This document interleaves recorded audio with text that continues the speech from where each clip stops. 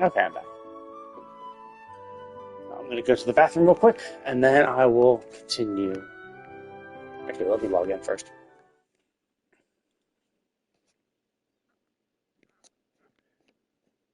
Rather than just look at the boring starting screen.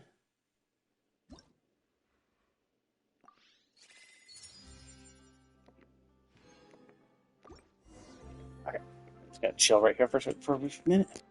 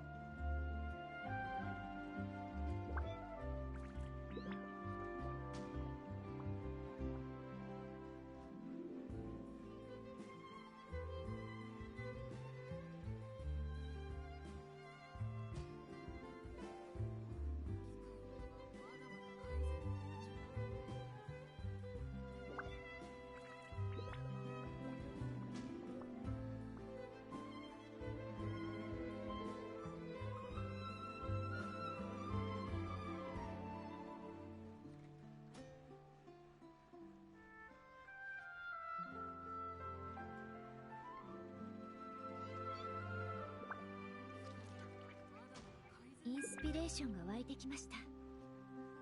メモしておきたいので少し待っていただけますか？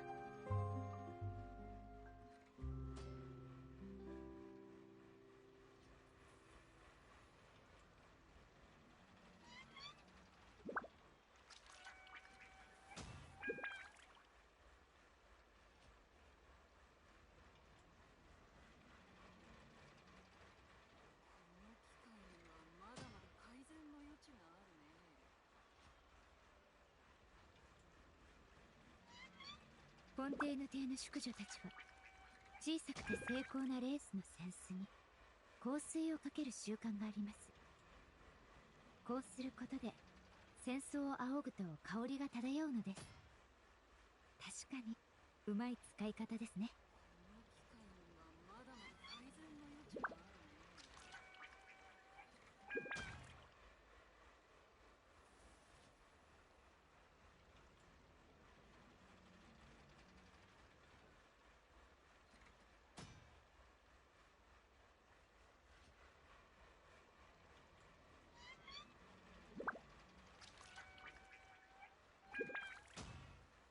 Okay, I'm back. Well, I say I'm back, but I'm actually going to be setting up my,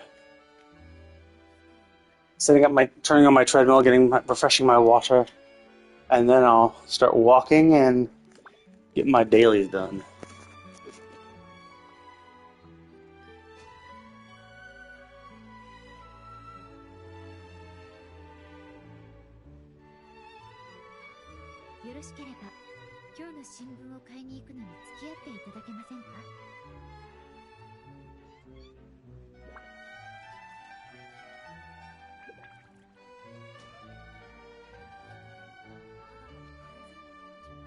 Yeah, thank you.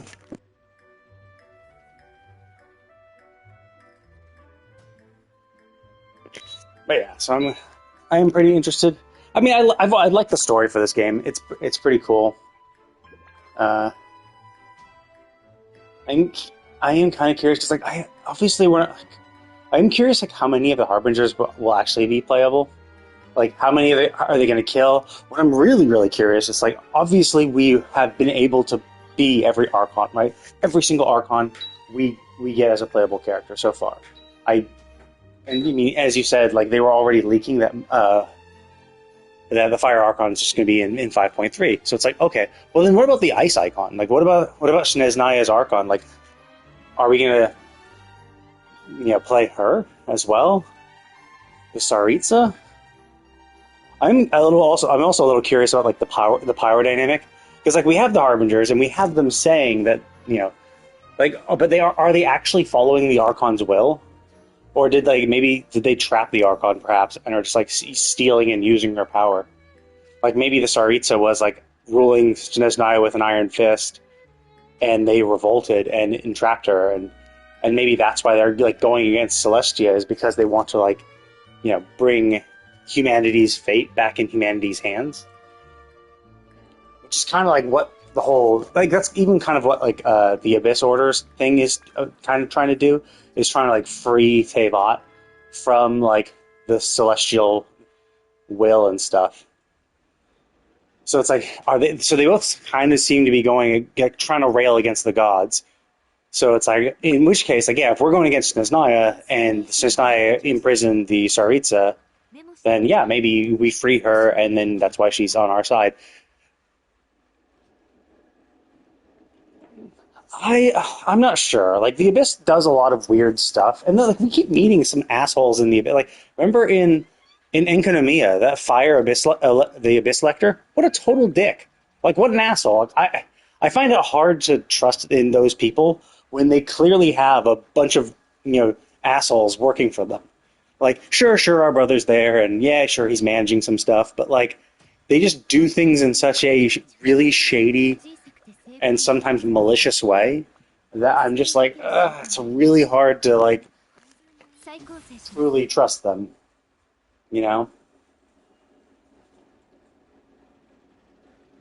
Like it does. It does. Like font like we knew the whole Conria thing. Conria was Celestia saying, "No, you guys suck. We're gonna, beat the shit out of you," and so they did. Which is like, that seems like a dick move. And then we hear about the Hydro Archon, and we hear about Fontaine, and it was a bunch of people, a bunch of Oceanids who became people. And then what did Celestia do? Well, they came down and said, no, you can't do this, and so they punished them, and then did this whole prophecy to screw them over a little bit. So it's just like, yeah, like Celestia. I mean, and then of course, if the person who like imprisoned the two of us, brother and sister, was a representative of Celestia, or maybe they're like the head god of Celestia, then yeah, obviously that person was kind of a dick too. Like all we were doing was zipping around, traveling the universe, and then they show up and attack us out of the blue. Like not the nicest thing to do. So yeah, like the heavenly principles, right? So like if that truly was the heavenly principles, because technically while we think that's who that person was, we don't really have confirmation because like we just haven't seen them ever again. So like it's very, very, very likely that they are, but we don't yet have confirmation. But yeah, like everything we've heard about Celestia makes them seem like jerks, and we don't really know what they're actually doing. Now, I guess we could say that visions themselves are something that they're doing. Like the visions only exist because of Celestia, so you could argue that like Celestia, because of Celestia's existence, they're able to grant visions and stuff. Because obviously it's not like the Archons themselves are doing it, because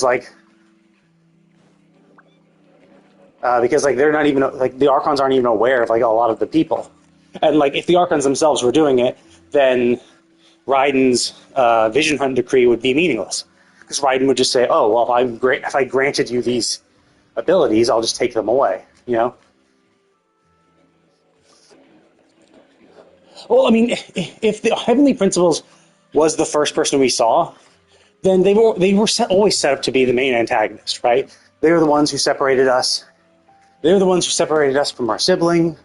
And one of the first things we learn about the world is how Conria was like screwed over. Like Dainsleif's first character quest. Yeah, she didn't like none of the Archons actually grant the vision. So obviously this is a Celestia thing. So it's just like, so like visions generally seem like a good thing. It's how regular people can use magic. And it seems like no one can use magic without visions. So the existence of Celestia seems like maybe a net positive because it's granting magic to humanity, right? No, because like if the Archons gave visions, then Raiden's Vision Hunt decree would make no sense. All she would have to do is just say, "Oh, well, I want them back. Give me my visions back." Like Raiden doesn't seem And like they would have to be aware of all the people in the world because like people get visions randomly. They'll be out and about doing random shit, and then all of a sudden a vision just pops into their hand, right? Like Fischl was just chilling in Mondstadt. I mean, and that's the thing. Fischl, lightning. Did the Electro Archon, was the Electro Archon aware of Fischl chilling in Mondstadt and thinking I'm going to give her a vision? It seems like the Archons themselves don't have anything to do with the visions. They're not the ones granting it, unless they're like part of a system. But I don't think that they're consciously doing it. So maybe there always needs to be an Electro Archon, and an Electro Archon is like how Celestia like uses them as a conduit to grant visions to people, but it still feels like Celestia is the one actually doing that shit. Let's see. I need more talents stuff. Who do I want to level? I think she's close, but she just needs the one level. I think Emilie needs actually a lot more. Yeah, so I should do the crossed club things. So yeah, that's my theory. I don't think the Archons do it themselves. I think, if anything, Celestia is the one actually granting the visions. So like that seems to be like the net positive that Celestia does. But they've already like foreshadowed so much shit, where it's like they foreshadowed that like the sky we see isn't the real sky. So like what's the deal with that? What do you mean the sky's not the real sky? Like, what does that mean? Like, why were they such dicks to the Fontanians? Is it just that like do they honestly not like what they were doing? Gosh, oh no, what? Good. I was hoping I was. Yeah. Yeah, so it's granted by Celestia. Now maybe the Archons are used as conduits. Like, so maybe if someone killed Raiden and there was no Electro Archon, maybe Electro Visions wouldn't be granted anymore, and you'd have to wait until a new Electro Archon is chosen before Celestia could then grant visions through them, using them as as a relay station, right? So like Celestia is blasting it down to the surface, and then it goes through her, and then it's broadcast out from her. But I don't think it's a conscious thing, but that they do. Or Celestia could just grant them directly. I'm not sure. Obviously, we haven't really seen an Archon actually die. It's always been.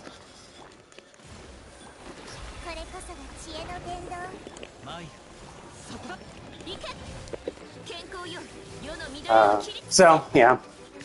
So that will be interesting. I'm really curious how that will shake out. It does seem like it's probably going to be like an endgame type, like a super endgame type thing, where it's like,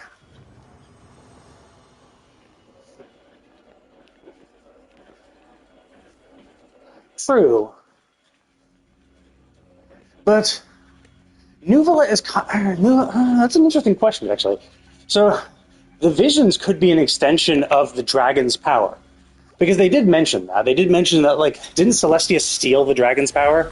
And that was the whole thing, is that Celestia stole the elemental dragon's power and are doing it to do whatever the fuck they're doing. And so, yeah, so it could be just an extension of that. But then, so yeah, then I guess in that case, I don't know. I'm also really curious, like, what is an Archon, right? Like, sure, like, they keep saying, oh, Archon, Archon, Archon, but, like, what is that? Like, there was the War of Gods ages ago, but, like, that was, like, thousands and thousands of years ago. There were more gods back then. Like, what? Like, and then now there are only 7 Archons. Like, were there only 7 Archons back then, or? Yeah. So, like, and like, what differentiates them from anybody else? Right? Like, so obviously they live a long time. Because, like, Zhongli has been around for, what, 7,000 years? Venti's been around for thousands of years. Even, yeah, but were there only 7 even back then? Or was the war 7, or was the war like 5,000 years ago? Was that what made the 7 Archons? Right? Did Celestia lay down the law and say, well, like, I mean, do we even know there were 7 back then too? Because like I think we learned that from the Gnosis, like the Gnosis, for instance, were the chopped up body parts of a traveler, essentially, and that's what the Gnosis were. But it seems like the Gnosis aren't really directly related to. Um, oh shit! God damn it!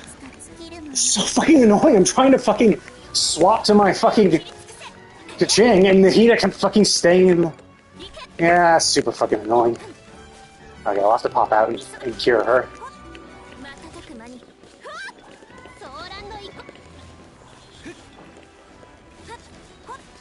But, yeah, that's kind of annoying. There's been times where I'm trying to swap characters, and because they get, like, stun locked by something, they don't swap, but I think...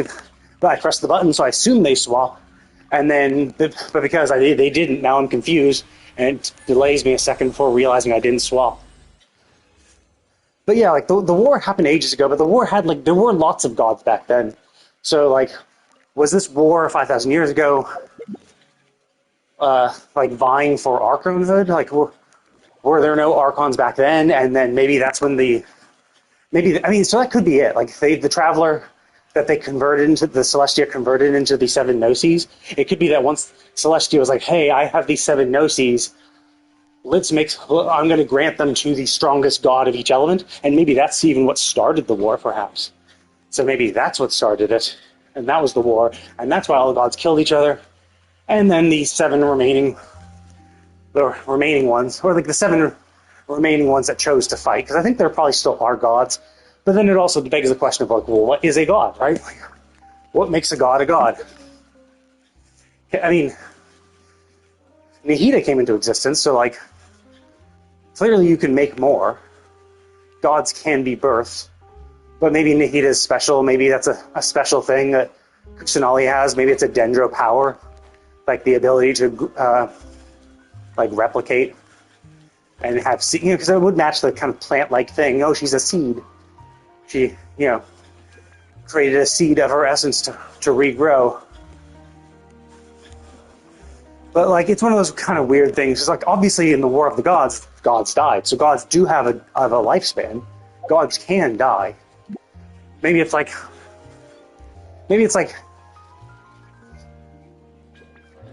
No, like, they don't get their power from it.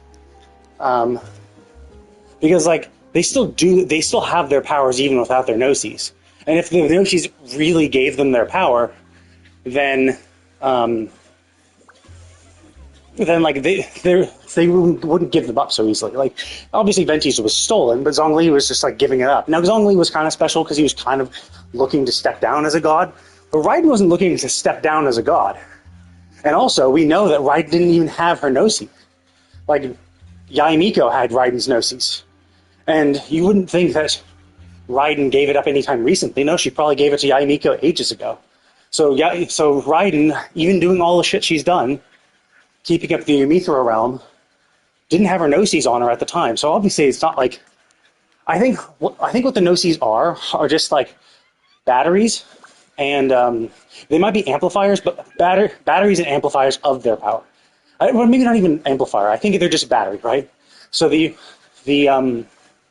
I think what the Archons do is they store their excess power in it, and so when they need to use it, it acts as a battery, and they can just, like, replenish themselves. So it makes them much stronger, obviously, because now they can, like, stockpile their energy. I think that's kind of what it is. But again, it's one of those things that they haven't really been super clear about. I think Nahida did mention something about the nature of Gnosis when she gave up hers, the Doctores. But, like, they just give it up so easily, and Nahida still has her ability. So, like, I don't think it's what they are. And obviously, like, they didn't have Gnosis before. Like, they even said that the Gnosis themselves were a traveler from ages ago. And, like, they just took a part of it. I'm not even sure. Obviously, it's not like, oh yeah, we just chopped off this traveler's leg. Like, this Gnosis is the traveler's left arm. Here you go. No, they probably, like, distilled this essence into that or whatever. Hard to say, because it's, like, so vague. It definitely feels like it's going to be something we're going to learn maybe in Snezhnaya. No, no, their purpose is shit. Like if they had a good purpose, I mean, you could say it's the ends justify the means, but like, does Zhongli even know what they're trying to do, or did they just approach him and say, "Hey, you want to do this? Well, we can help you do that. Give us your gnosis and we'll do it." And like, so of the gnosis that they've gotten, 3 of them have been gotten through theft or coercion. Zhongli was the only one who willingly gave it as part of a contract. Venti's was stolen. Yaimiko's was given under threat of our life. We were dying. We were going to die. And Yaimiko gave it to the Scaramouche to stop, to get him to fuck off. And then Nahida, again, same thing. She gave it to Dottore to get him to fuck off. So 2 of them were coerced away. 1 of them was literally stolen. And then Zhongli was the only one who actually, did it through a fair contract.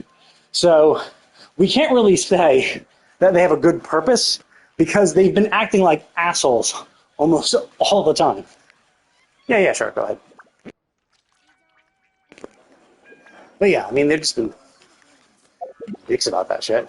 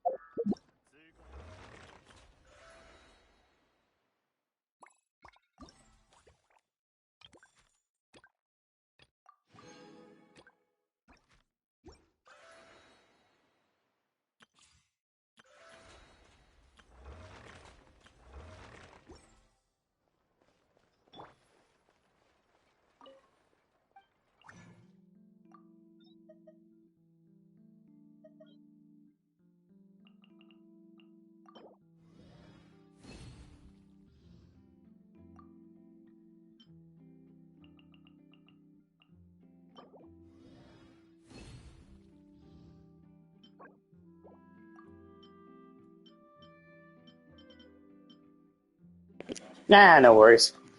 I get it. I mean, I myself had to go to the bathroom as well, so these things happen. But yeah, so the Harbingers have generally been assholes, right? Like Signora.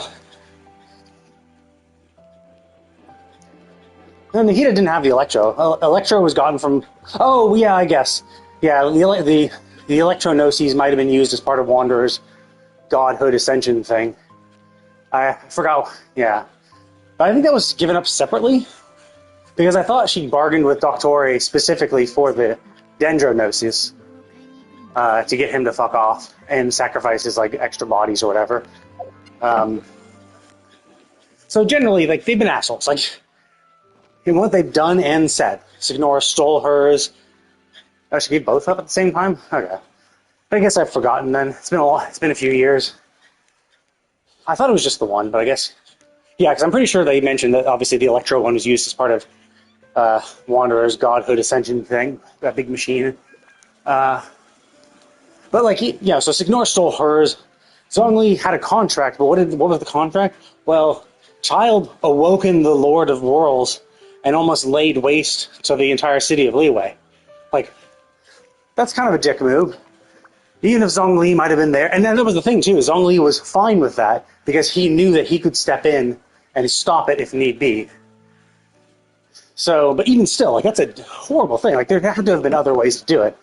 And then in the Electro Archon, we got poisoned and they were sowing dissent in Inazuma. They were literally sowing dissent in Inazuma. They're there. They gave those weird delusions to the people of Watatsumi, and there was that dude who died because of it because he aged super quickly. That's not nice. Um, and then, almost killed us, I guess, with whatever that smoky stuff was. And Yainiko had to give away the electronoses. And then in Sumeru, they were also doing shit where the Doctori literally took hostages that Nihida had to hack to stop and have us get away. Like, they're all assholes. Like that's why it's just like, I do kind of get it. I understand their. So far, we kind of understand their rationales. Like, yes, they don't like Celestia. And from what we understand, they need the Gnosis to somehow maybe bring down Celestia to Earth, and so they can attack it or whatever. But like, is that it?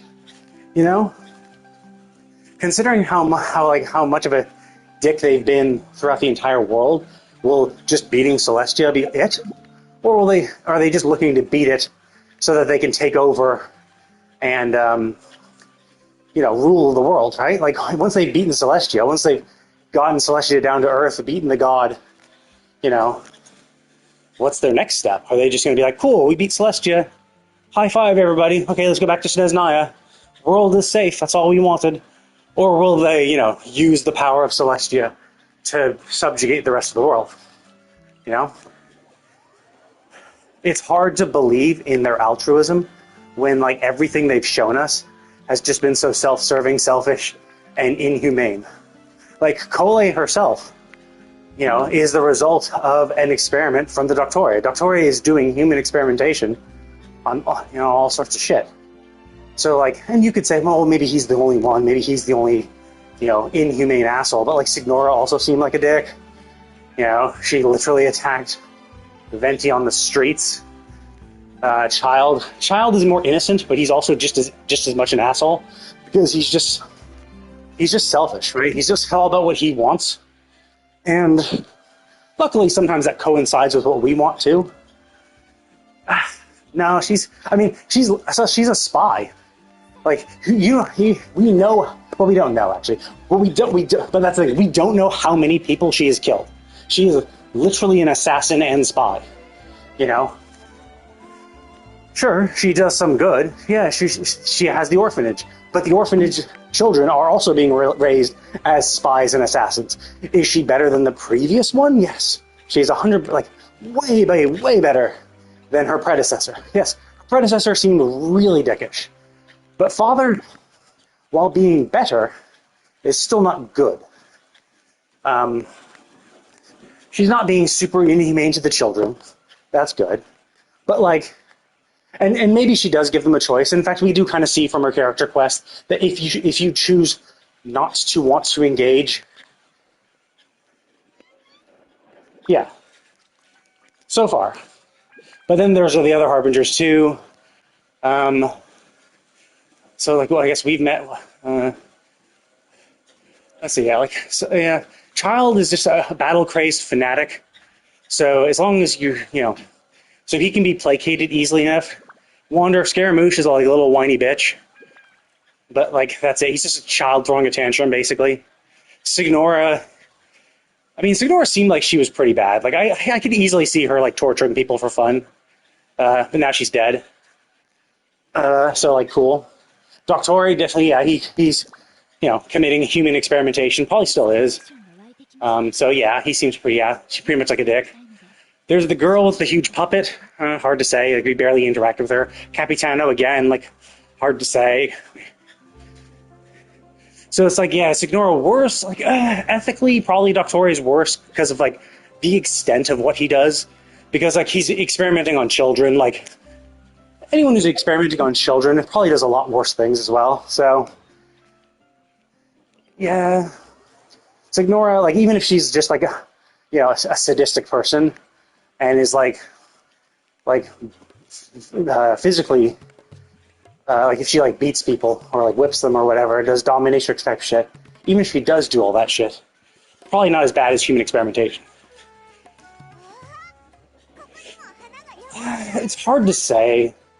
Like, she could be a go with the flow type person. She could just be like, she was raised. I mean, she's still young, so it could be that she's just too young to understand like the evil of the world. So she's just kind of going along with them. We have to see her actually do something. So is she just like a cruel person, or is she just like an innocent person, but she's too naive, so she's just being used by this place? I mean, we don't know. I don't think we've ever had her speak at all. So and she looks youthful. Now, is she actually youthful? Hard to say. She could be 200 years old for all we know. But she looks like a child. So there is the possibility that she's just raised by bad people. Yeah. Like the Wanderer is, a few hundred years old. But still looks in his teens. But he also is not a human either. He's a puppet. So having him look normal, having him not age, it would be normal for what he is. Whereas the girl, I mean, she manipulates a puppet, but doesn't necessarily mean. Yeah. I mean, they all look super bad. They all look super evil. And there's a guy who looks like the Penguin. That guy looks like a dick. So, yeah, I'm assuming he's a jerk. I mean, they've done a really good job of making them all look super evil. Like in that thing where they showed them all like together around Signora's coffin, or what we assume to be Signora's coffin. They all look pretty dastardly. And that's the interesting thing too. Like that coffin could be where the Tsaritsa is. Like maybe the Tsaritsa is imprisoned in that coffin, because like when they zoomed out of that cathedral, wasn't it like all covered in ice and shit? So it could be that they found a way to like she was the first one they took the Gnosis from, and and then imprisoned her.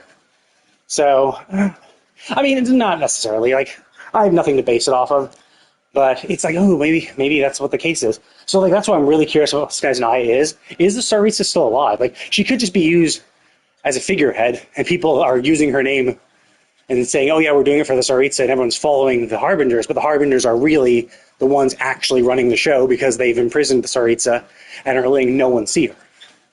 Which, seems like normal for gods. Like, most people didn't even know what Zhongli looked like, even though he was just walking around the street. No one really knew that was their god. Same for Vendi, so it's not like that people actually necessarily recognize their gods even when they see them. Yeah, Nahida's a little weirder though, because they knew of the Lord Kusanali, and they knew that Nahida was spawned from her, and that the Kusanali died and Nahida was created. So they knew that. So, and like Raiden too, they know who Raiden is. So it depends on how much they interact with them.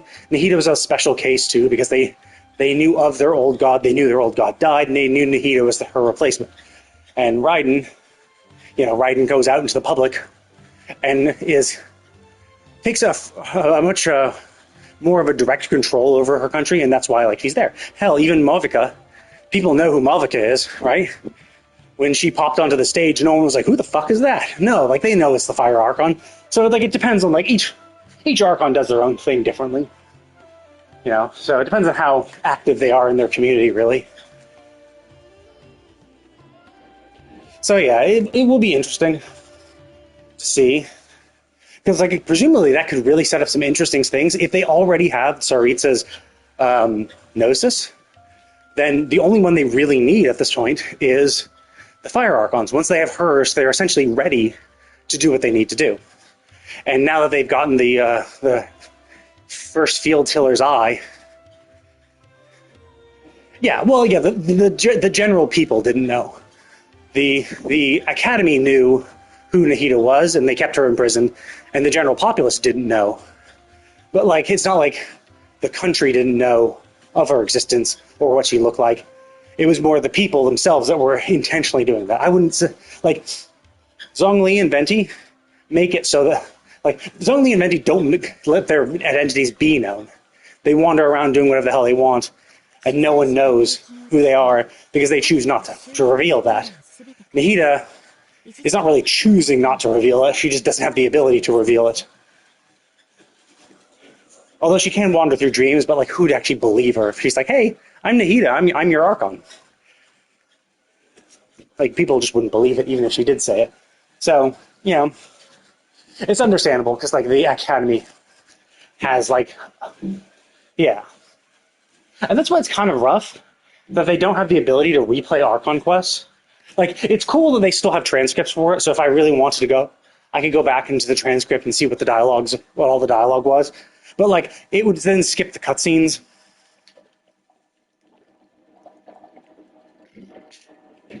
It would skip all the cutscenes, and, like, whatever was revealed in the cutscene, I think, wouldn't be, like, transcribed for us, so it would be kind of cool if we could replay them. Because, like, I've been playing, like, I was just remarking the other day, but yeah, like, I've been playing this game for almost 4 years. Like, the first Dailies quest was in the first year. Like, it's hard to remember all this shit. Yeah, that's what I thought about doing. I thought about creating a free-to-play account so that I could, like, replay all this shit. And then I forgot how annoyingly grindy it is. Like, if I want a character, then I would have to make sure I get all the chests. And while getting the chests the first time is fine and fun, like, yeah, it's fun, cool, I've unlocked the area, I have 100% of the region, doing it a second time is not nearly as fun. It feels far more like a chore, and it feels like you feel compelled to do it because you need the Primo Gems because I'm going free to play. So I either spend money on a second account so I don't have to farm chests, so I can get through the story and get the characters I want, which is like, that seems silly. Yeah, that was the other thing. And that's actually why I even started streaming. Is that MiHoYo, when Fontaine came out, they had this streaming event where it's like, oh, if you stream the game, depending on how many hours you stream and how many days of the week you stream, we'll give you free Primo Gems. And I was like, oh, cool. I play the game every day anyway. Great way to get some free shit. So I started. And then I continued because I realized, well, actually, if I stream this, and I throw all my VODs on YouTube, if I stream this and keep the VODs, then, yeah, so maybe they'll do it for Natlan as well. But if I stream this and keep the VODs, then anytime I want to know what happened, I can just go back to my VODs. Now, the problem is I only started this in Fontaine, so I'm missing the first 3 years of the actual game. And, I mean, it is nice, but it's not as nice as they made it seem, as they promoted it. Because while the Primo Gems for, like, the number of hours, like, basically the most Primo Gems you could get had a limited number of people who could earn it. And the people who could earn it, or the people who actually did earn it, were usually, like, big streamers. So essentially, if you botted your account, or you bought views or something like that, so you have a lot of views, you could, like, artificially get yourself one of those big Primo Gem slots before they ran out. So it did kind of suck. So I was like, even though I did technically stream the correct number of days and the correct number of hours, I still didn't get all the rewards from that because by the time I got them, they were gone. Now, that's not to say I didn't get anything. I still got 420 Primo Gems. And 420 is nothing to sneeze at. It's not nothing. And it was doing something I was already doing. Like I would have been playing Genshin. I would have been playing through Fontaine. Like, I like the game. I would still do these things. So I essentially got 420 just for going live and doing the thing I would already be doing anyway. So, you know, it's not as bad as I make it out to be, but it does kind of suck because it's like, it is very misleading. Yeah, so we're going to get 1,000 for Genshin winning game of the year, which is cool. We got the 5-star selector, which is nice. Oh, is it tomorrow? Yeah, I forget about the days.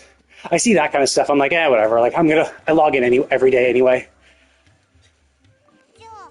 So they are definitely improving the game. It'd be nice if we had if they could stock our resin. So like we can condense our resin, which is kind of okay. It's kind of cool. I wish they either increased the amount of cap we could have for condensed resin to like 20 or something. Because then it's not super hard to pop in, condense your resin for the day, leave, and then just like spend it once a week. Yeah. Or if they do the thing like Honkai, where you just like, oh, if your resin goes over cap, it gets stored in a little stockpile, which I think stores 10 days worth of resin. So it's like you have essentially, if you come back from the game, you have 11 days worth of resin to spend, which I think they should do. I don't really see the reason why they don't. Like, I just can't understand the rationale behind it. Because like this game has so much stuff to do and like events and stuff, it doesn't feel like they really need to coerce people to log in every day. Like the Welcome Moon already kind of coerces people to log in every day. There's like the dailies and the battle pass, which also encourage you for being in every day. Like it seems like they don't need to also add in an extra layer of a resin cap to kind of convince people to log in every day. Like the game is fun. People like the game. I don't think having a stocked resin system would like change it. Yeah, no worries. 兄貴、エドガー。おしゃべりは。まあ待ちな。ご無沙汰しております、エドガー先生。エミリエか。何年ぶりだ。こんなに立派になるとはね。Welcome back.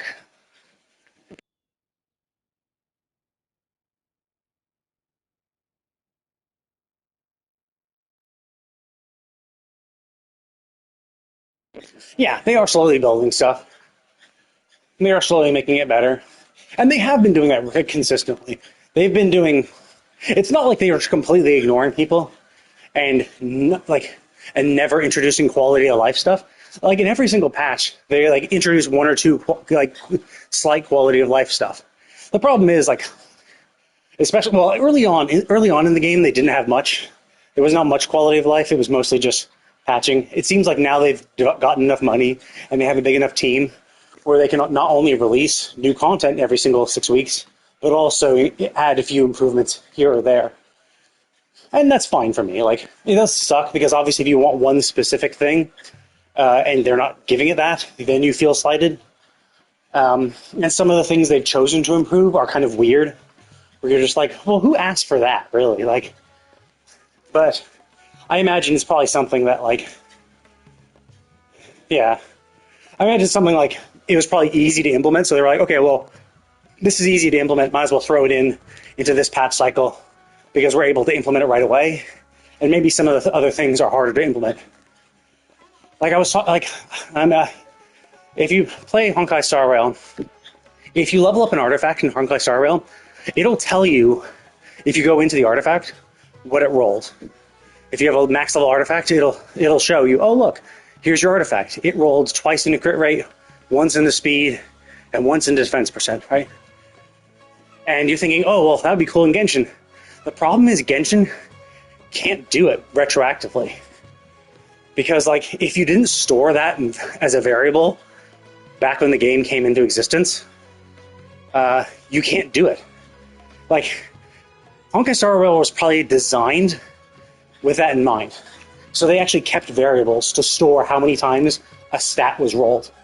So it's the number of stat and then the number of times it was rolled into. Whereas Genshin never had that. So you don't have that thing. And the problem is with the variance you have with rolls. Like if you roll crit rate, you can roll a very low crit rate. You can get like 2.9%. I think crit rate can be like 2.9 to 3.5%. But that means if you roll like 4 min roll crit rates, that's the equivalent in number to like 3 max roll crit rates. Something like that, right? And the problem is then that means you can't just look at the artifacts and be like, oh, okay, here's what the crit rate is. It rolled 3 times. Because it might have rolled 4 times, but they're all min rolls. So it's like, yeah, so retroactively going in, is it which thing about the materials? I know the one thing I liked about the material, like the relics, the artifacts, is that you can now convert artifacts into relic experience. Flat out. Oh, that. I guess that's kind of nice. I mean, it's not a huge pain in the butt, because I usually use the interactive map anyway, but it is nice that they are bringing that into the game itself.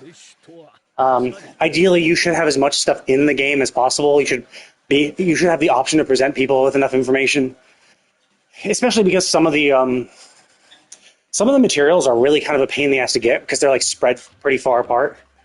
So rather than having to have the mini map open on the screen, it's nice that they allow you to track it. Although it does kind of make it. I usually don't use it. The only time I use it is for logging my oculi, because like putting pins on the map is tough because if I don't have enough pins, I can't do it. Oh, okay, yeah, that kind of makes it rough. I just didn't like the pin system because like if I was marking like fishing spots and stuff like that, I'd run out of pins, and so I wouldn't be able to pin all the oculi. So what I would do is I'd play, and then when I find an oculi, I would mark it on the interactive map, and that's pretty much like the only reason I used it. But every now and then, if it's like for materials too, I would use it for materials. Like, oh, I need this mushroom. Okay, mini map, show me where they are. They are, but like, there's never enough if you want to mark everything. Like, if you want to mark, the fishing spots, like, there's enough fishing spots where it's like, yeah, you quickly run out if you try to do it in every area. I do that too. Like, that's typically what I used to do, is I'd mark it on the map where I found an oculi, and then I would, maybe at the end of the day, go on to the interactive map and then mark them there, just to see which ones I'm missing. Because it's easier that way. But yeah, like because having it open is kind of annoying. I mean, kind of, but like you say you mark it on the mini map, but you still have to look up an actual map to figure out which ones you're missing, if you are missing any. Like, it's fine if you know the number and then you mark your pins. You're like, oh, okay. Yeah. When you're missing two, it sucks. Because, yeah, you can look at your pins, but then you have to actually look at the actual interactive map to be like, okay, where am I missing them? And cross them off that way. I mean, technically, with only two, you can still use the oculi finder item. So it's not too bad. But also, like, another reason why I like to do the interactive map for, like, materials is because from the map they show you, it seems like they mark it, right? But only in a small subsection. Whereas if you look at the interactive map and be like, hey, I want to find this mushroom, it'll show all locations that have it. And maybe the one they guide you to isn't the best location, or the one with the most density of them. I mean, I would turn off most things. Like, the only thing I keep active are the oculi, the teleport spots, and the Statue of the Seven, and then I select the option to hide any items that I've marked as found. So I mark all the oculi as found, so even if I have all the oculi in all countries showing, because I've listed them as found, they actually are hidden. And so that when a new map for a country appears, the ones I haven't found will instantly appear. And usually I keep everything else hidden. I don't show the chests, I don't do any of that shit. I have a friend who actually uses the interactive map to find all the chests, and I find that to be way too much. I don't usually I don't do it for the shrines, because I will pin the shrines. If I come across a shrine, I will pin it, because there usually aren't that many of them, so it's not a huge problem.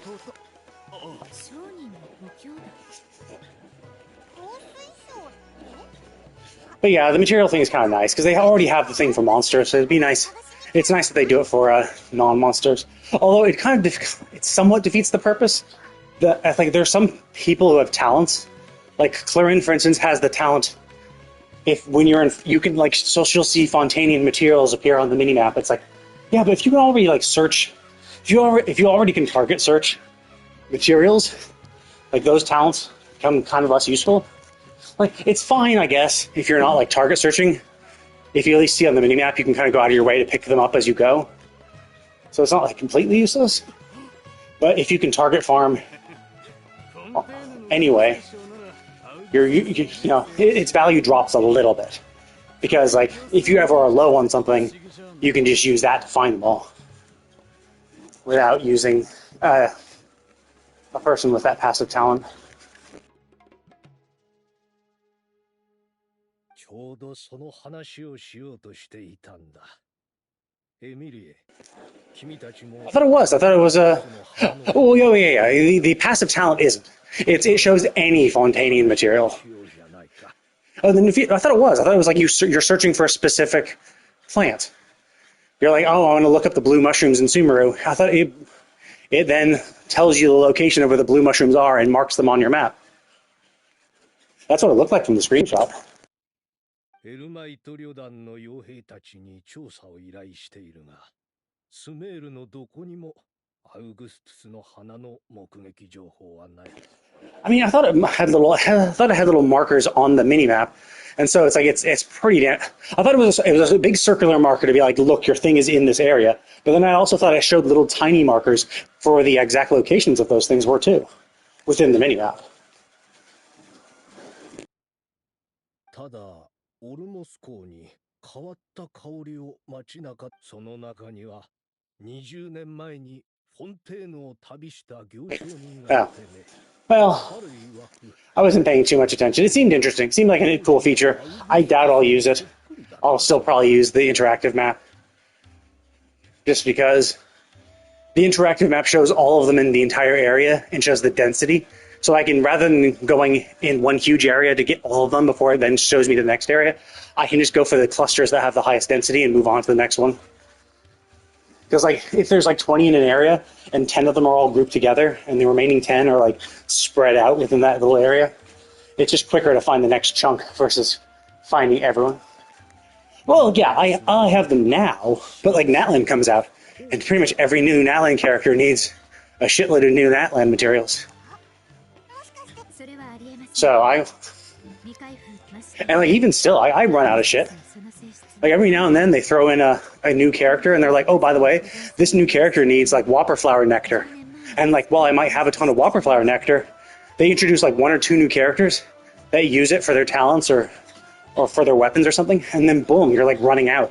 So like, even though you think, oh yeah, whopper flowers are old, you don't need them at all. But like Furina needed them. Like so many people needed them. I was constantly running out of whopper flower nectar.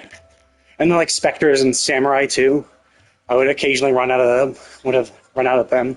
But Spectre and Samurai had the problem of just not dropping enough materials, which means you have to farm for them longer, that's why they singled them out and increased their drop rate, because they realized, oh yeah, these guys drop like shit. They drop terribly. Like it was fine when you're actually going through Inazuma, because there are so many samurai that you'll just get enough samurai hilts, killing everything in sight. But then, like, once you aren't in the Inazuma anymore, actually target farming the samurai, they barely drop anything. Like, you can fight a big samurai, and it won't drop shit. And sometimes, or it only drop one white item. It's like, dude, you're a big, bulky samurai. How are you dropping just 1 hilt? Whereas, like, you should be at least dropping purples and blues. And then maybe your little weenie samurai should be dropping the white ones. But yeah, their drop rate was shit. I think Spectre's drop rates were fine. There just weren't that many of them, which just made it harder. So you just had to do it more days. もしかすると似た香りの花が使われているだけかもしれません。いや、ありえない。And then coupled with the fact that they like just made so many people, so many characters need those materials over any other material. 技術的には不可能ではありませんが。Yeah, so they're increasing the drops for that. Realistically, it's not even a huge problem as long as they balance the characters more. It just felt like we just kept getting more and more characters. Like they're a pain to farm, but then like they would drop like every other character would like need it. Where it's like, I don't know, like, although I am actually running out of Hilichurl materials too, the Hilichurl mages, like I'm getting actually kind of low in Hilichurl mage material because like we don't fight Hilichurls anymore. Like Hilichurls were like the main enemy in Liyue and Mondstadt, but in all the new areas they have new shit. And so we barely see Hilichurls, so it's really hard to stock up on those materials. And it feels silly to go back to Mondstadt and Liyue to kill them just for that. So there's that kind of stuff. It's like finding a way to balance it with new and old materials. But it does kind of suck when they're just like, oh yeah, you need this old material. But it's like, yeah, but you're not, like you haven't released a new area that has that type of enemy for the longest time.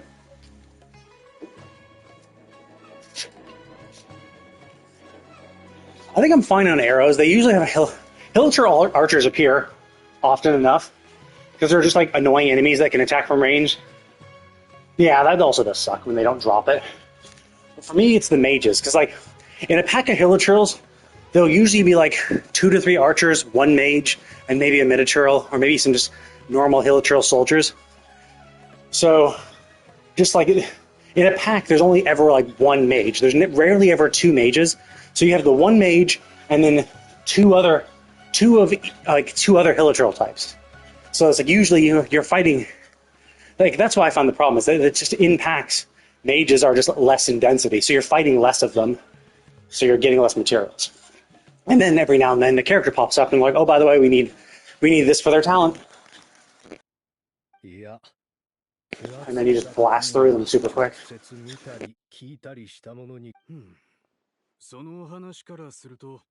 I mean, it wouldn't be so bad if I didn't like level up my talents super high. But for the most part, when I build characters, I get them all to level 90. I get their talents to 666. And then, depending on what that character does, I'll level, their basic attack, skill, or burst to 9. Not to 10. I'll crown them if I really like them. But I'll bring it up to 9 if it's like something really useful for them. Like Kirara's shield, I brought up to 9 because I'm like, yeah. I don't do everything up to 9. It depends. Like there are some characters I will bring up to 9 for everything if like that's what they are. Like if they're a DPS, they kind of want all of that. But if it's like they really only and triple crowning DPS is definitely a good idea because they get the biggest bonus for that shit. I've been crowning too many people. I only have like 3 or 4 crowns left now because I'm just like leveling up characters I like. And then like I think for Navia, I crowned her skill. For Clorind, I crowned her skill and burst, and I'm going to crown her basic attack too.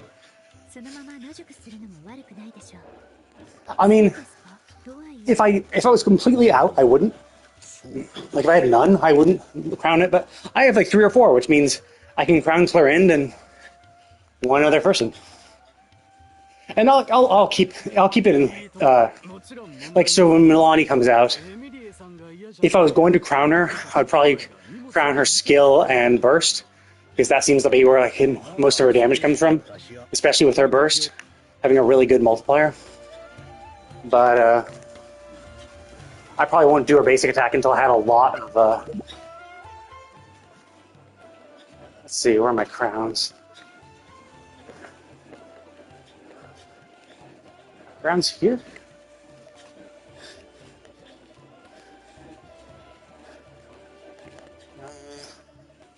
Oh yeah, here they are. Oh, I only have 3. Shit. But I also have a lot of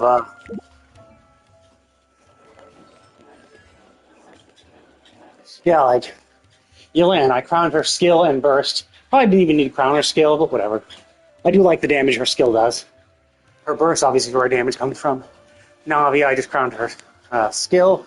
I'll level up her talents, but I was running out of the those underwater sea items for killing monsters. I was kept running out of that because both her and Clorind needed them. So I'm going to level her to 9, 10, 9. Obviously, I really like Raiden, so she's 10, 10, 10. Jory, 6, 10, 10. Really like Jean too, so 10, 10, 10. Yeah, like this is what I do. Technically, I probably didn't even need to do her basic attack, but because she scales off of attack, having a high basic attack is just so fun. I really like Eula, so I triple crowned her. Same for Ganyu. Same for Ayaka. Almost the same for Clorind. Same for Yaimiko. Same for Kaching. And Nihida. And almost Furina. Probably won't crown her basic attack because it's just so weak. That would be a waste of a crown. Yeah. I really like... Because I have C2 Raiden. So she actually does some damage. And I do keep her on the field as well, so having a high basic attacks are kind of good. Yeah, like I didn't really level her up, just her burst, because that's all that kind of does damage. Same for Kokomi, like, yeah, I don't really need to level her other shit up. I leveled all my Wanderer's elements are all 999. So Earth. Oh, of course she's should we see the next one? Yeah, she's the next one. 10, 9, 10. I think the only thing I was running out. Oh, actually, I have enough materials now. Oh, yeah. The reason why I didn't do this, I probably will, but the problem is Emilie needs those talent materials. So Emilie's still at 666. So I probably will need the talent materials to get her skill up to 10.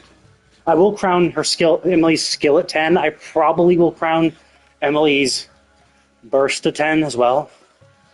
And then after that, I'll do the final. Yeah, pretty much. I mean, most of her damage comes from her attack, so that's the best one. This one, improving the damage doesn't really, like, improving the skill level doesn't really change much. It just does a little extra damage when you do the skill and the little dot procs, but like it's not crazy amount. This one, I would actually prefer, like, if you were going to level up 1 to 9 or 10, it would be this over your skill, because your HP restored goes up. So you get more HP back based on your bond of life and attack, the higher this goes. So it's generally good to have that because of how much of a pain in the ass it is to maintain her HP. So if you have this at 10, then you'll get more HP back when you do her burst. So it's easier to keep her topped off. It's better in emergencies. Ideally, it won't matter most of the time, but when it does matter, it really matters. Dea 2, 10, 10, 10. You like her? Yeah, I built her for energy recharge, so 200% energy recharge. Crit rate's not amazing. It's hard to get that shit balanced. And like 1400 attack is dog shit. Like, oh, it's so bad.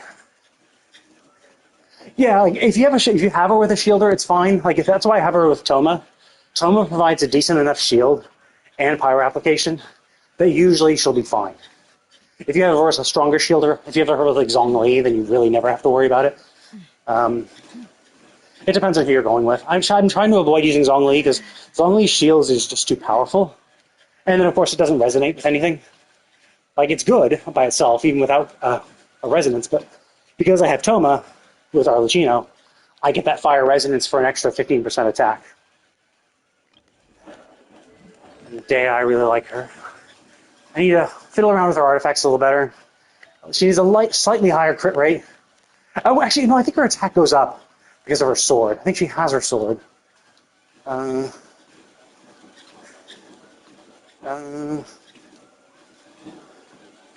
yeah. I think she has 1400 attack.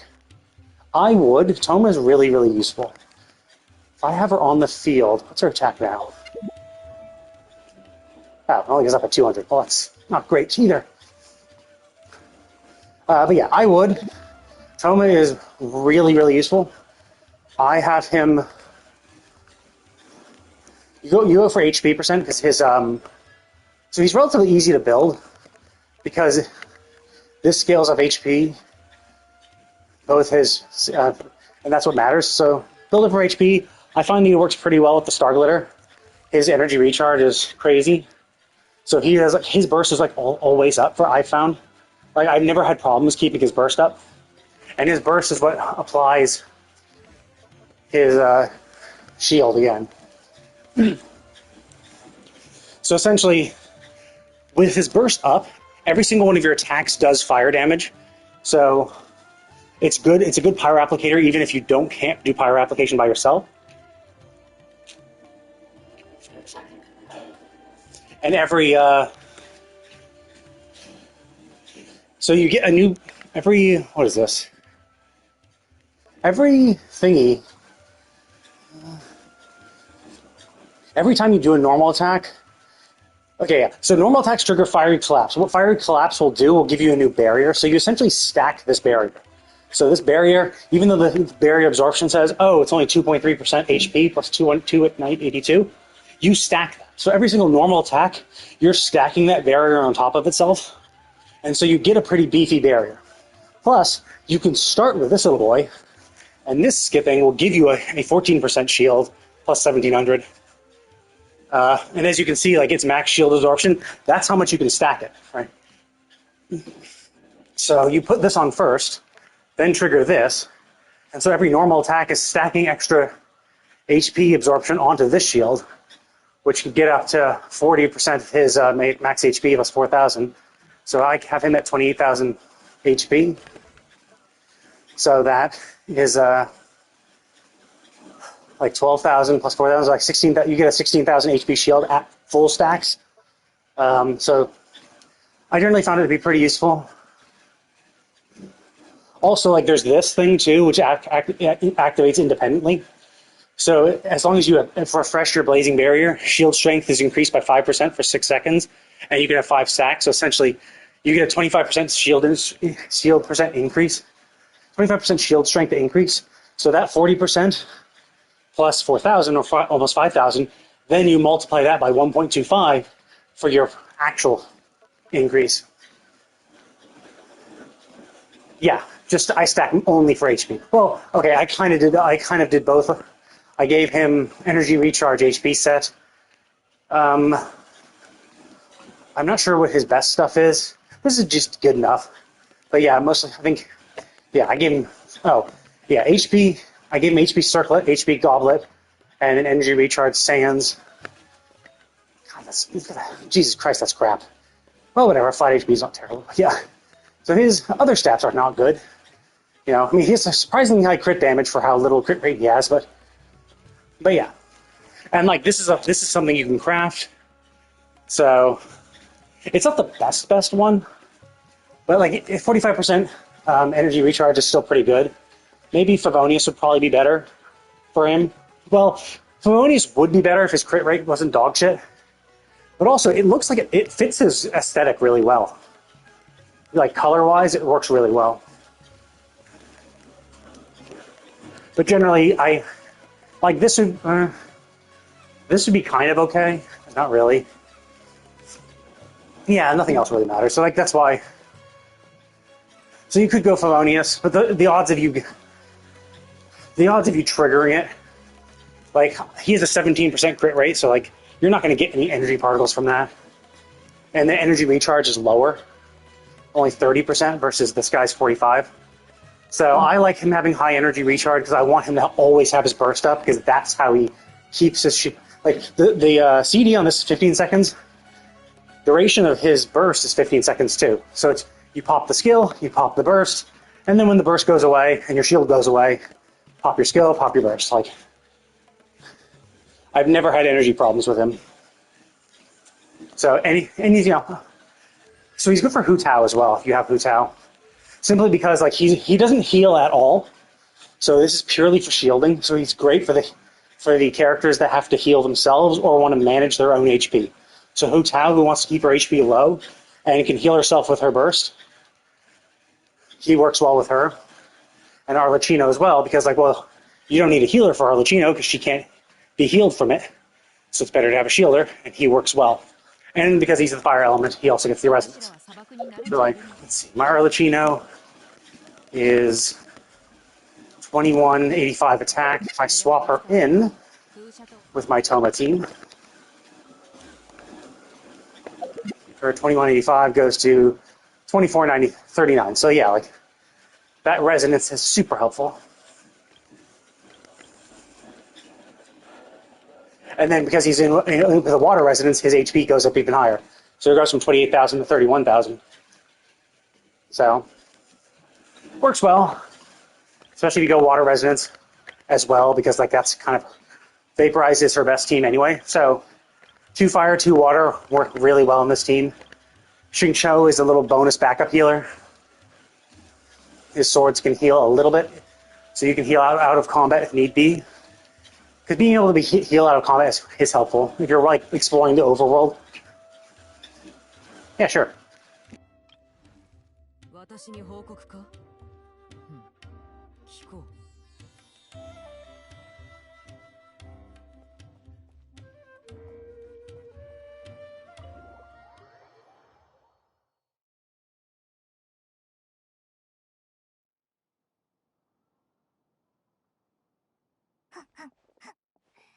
花の香りがプンプンするぞ。窓の外から見えた感じ、あいつの部屋も花だらけだったぞ。今回の博覧会は。いいえ、私普段から様々な植物の精油を相手にするので、嗅覚を鋭敏に保つため。そうなのか。ってことは博覧会に必要。そこはスイートルームみたいだな。隣が弟の部屋。ブラス、後で俺たちの荷物を運んでブラス。ああ、わかったよ、兄貴。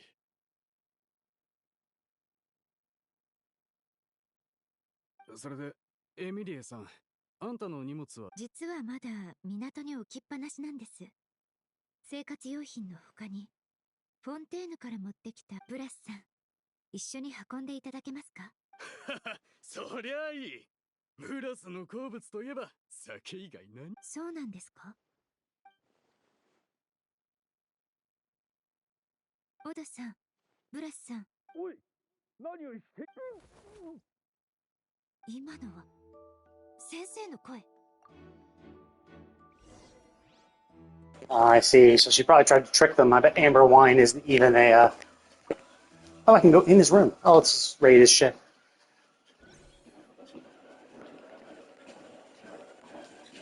Oh. I guess this is suspicious. I bet that is suspicious. I bet that incense is going to be suspicious. Yeah, let's go out. But yeah, she was setting them up. Amber wine probably isn't a Fontanian specialty. So she's proven essentially they are not from Fontaine. 先生。おい、大丈夫か？エド。くそ。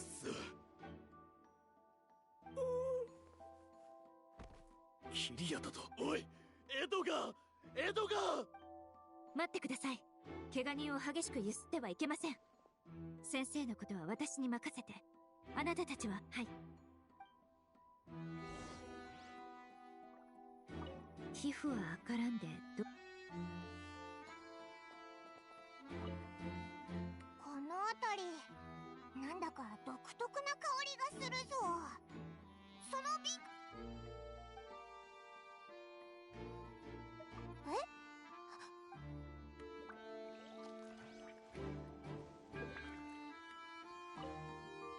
犯人は花壇に隠れてて。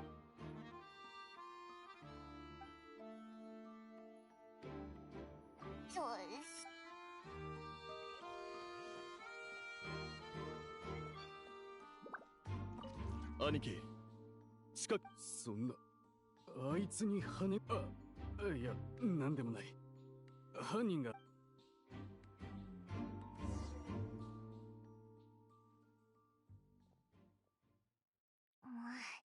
周囲を。今は命を救うことが先決です。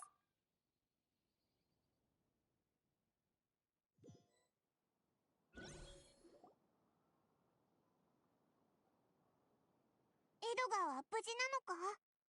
応急処置は済ませました。航空内と。ただ今は意識がないので安易に吐かせれば。匂いは一致しますね。とはいえその前に、まずはシルバンさん、ルシアンさん。おい、エミリエさん、俺たちを呼んだのか？そうですか。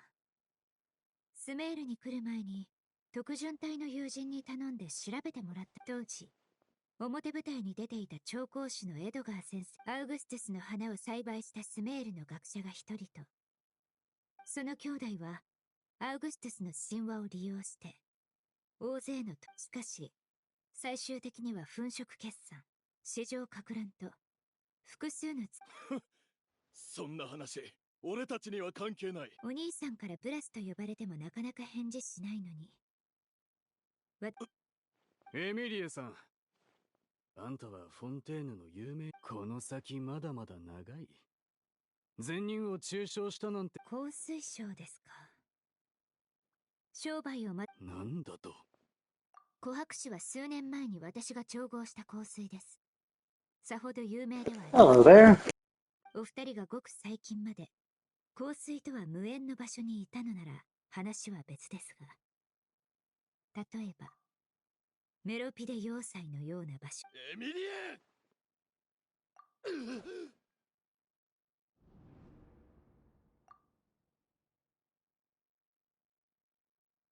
シルバンさん、 God, I wish they would just give あな us たを責めるつもりはありま the せん。 ability to have the weapon we have currently equipped on the Traveler.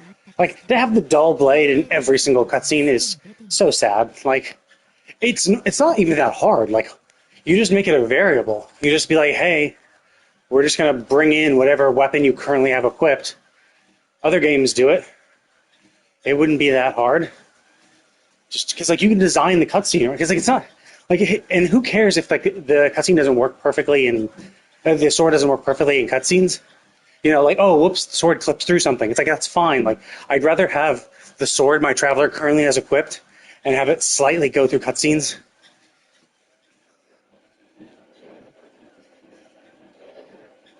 Yes, I know it's secret ability to look like crap in cutscenes, but it's not so secret.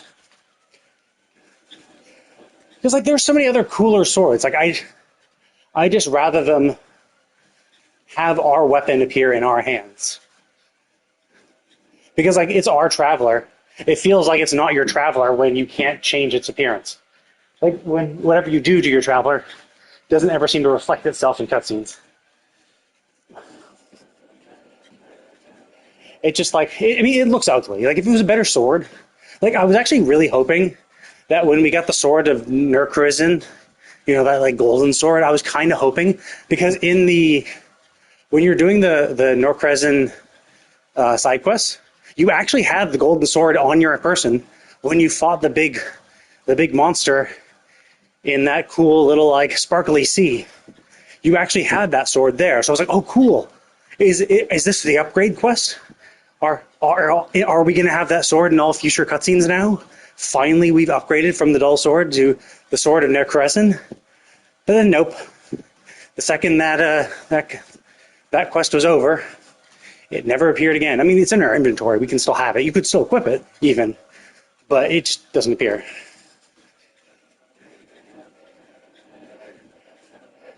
Well, the idea is you're hard coding it in. You're just here's the appearance of it, but all you have to do is have a variable, right? Like you're manipulating the characters with data that already exists in the game, and all you have to do for this cutscene is rather than make the because like what you're doing when you're showing this thing is you're linking that sword's appearance to this cutscene. All you have to do is make that a variable to be like, hey, what's your current sword, and you store your current sword in a variable and just load that variable's appearance data. No, I'm not the Animo Traveler. Your Traveler actually does change color depending on what element you are. So that's why I stay as the Hydro Traveler because I mean your appearance doesn't change that much, but you can kind of see if you look at her chest in the right corner, the gem on her chest is blue because I'm the Hydro Archon. ですがエドガー先生のように So that actually does change.犯人に関する情報がもっと The flower changes color based on your element, and the gem on your chest also changes color 犯人が会うべき depending on your element. 先生 And you can look at her butt as well. お二人も安全とは言えません See her butt? That glorious blue butt? That circular gem is blue because I'm Hydra. It changes color. And also her wrist. If you look at her wrist, she has that blue band on her wrist. That's because she's Hydra. And you also see on her little like tassel-y things that are extending from her neck, when it floats up above the bottom of the screen, it's a blue gem because I'm Hydro. The wrist, the butt, the gem on those things, and the gem on her chest. Yep, this is a cutscene in all of them. The only thing that doesn't change is the dull blade. ですから話してくださいませんか I mean, you mean I guess you, I mean technically this is a cutscene, but I assume what you mean is like the actual proper cutscenes as well. I do believe so. I think so as well. But the problem is I can't like show one on demand because unfortunately we don't have the ability to go through actual cutscenes. Let's see. When was the last cutscene we had? Yeah, that's why I got her. She's really pretty. ルシアン、こいつらがキリアを見つけ出せるなら、俺たちにとって、あんたの言う通り。 Also, I like girls with glasses. They look hot. 俺たちは4人 So that's why I liked her. 俺たち兄弟とエドが、それから、ある時、マレショーセファントムがうちに来て、罪名をつらつらと並べ立てて、帳簿を調べるようになってな。I'm not really good with names.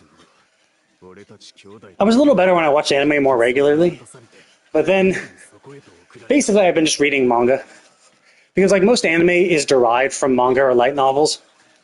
So it's just quicker to read the manga than to watch the anime. So I do it for the sake of time. Plus the fact that the manga usually is better, especially for the Shonen Weekly series, because they end up catching up to the series. They can't catch up to the weekly releases. And once they catch up to the manga, then they go and do something stupid. Like the first Full Metal Alchemist or the Dragon Ball Z side arcs like Garlic Jr. Saga and all that other bullshit. The Naruto spin, like sub thing. 先生 All は those little random things. 犯とみなされ、数年もせずにメロビデ要塞へ出てこられました。 UFOable? フォンテーヌの Unknown flying 過 objectable? 去のことに煩わされ、 UFO table? 先生はそれが嫌でスメールに単身移住したと聞いています。 Ufotable? I'm not even sure what that word means.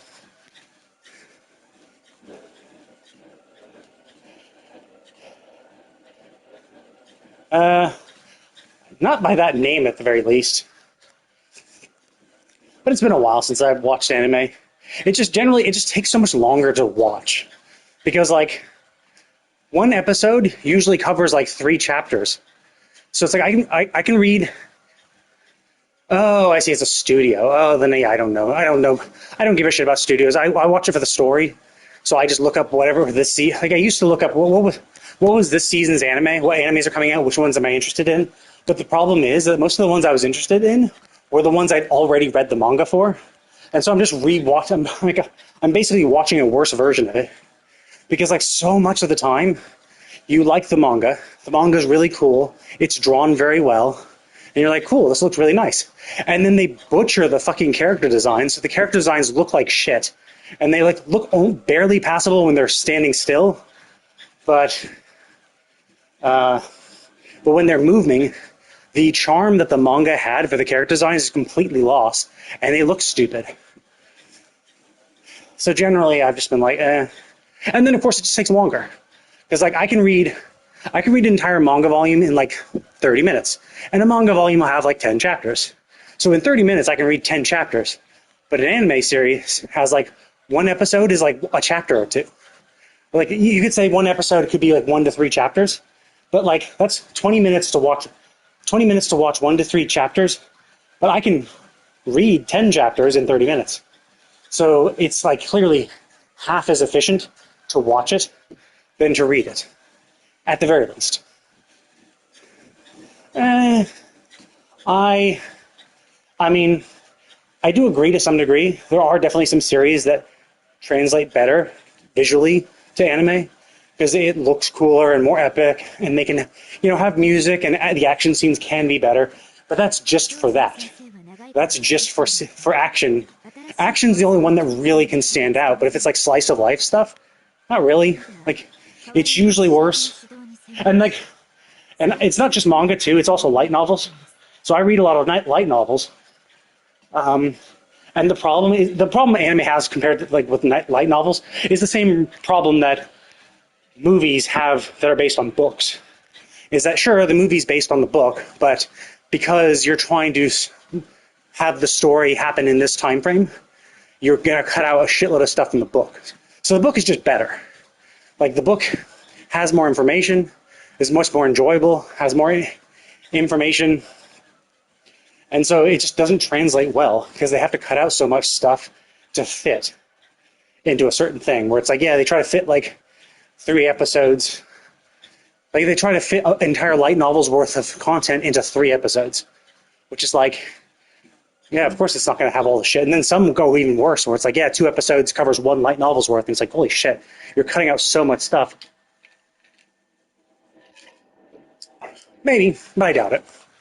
The fact of the matter is, I think manga usually has better character designs because it's a 2D medium, and it just looks better. Like, essentially, manga character designs are revolving around a 2D medium, whereas it just doesn't translate 1-to-1 when going into 3D.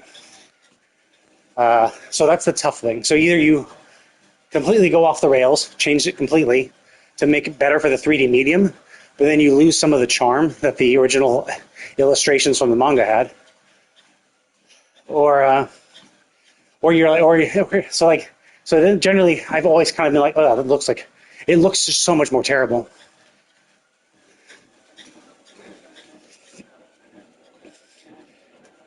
Well, yeah, no shit. The has better CG than the original manga or light novel. Yeah, because because when because manga and light novels have no CG. So yes, literally anything is better than that. Anything, even shit, is better than nothing. Uh, but no, I just think the type of series I'd be watching would be the stuff I've already read the manga for, the anime for, or the manga for, the light novels for, and usually that doesn't translate well, or that just doesn't translate as well, and it's to the point where it's like it's like this thing I read, and it's the kind of thing where at best it's as good as what I read.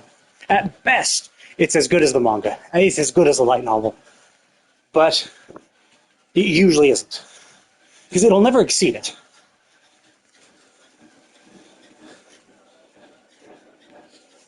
I don't know.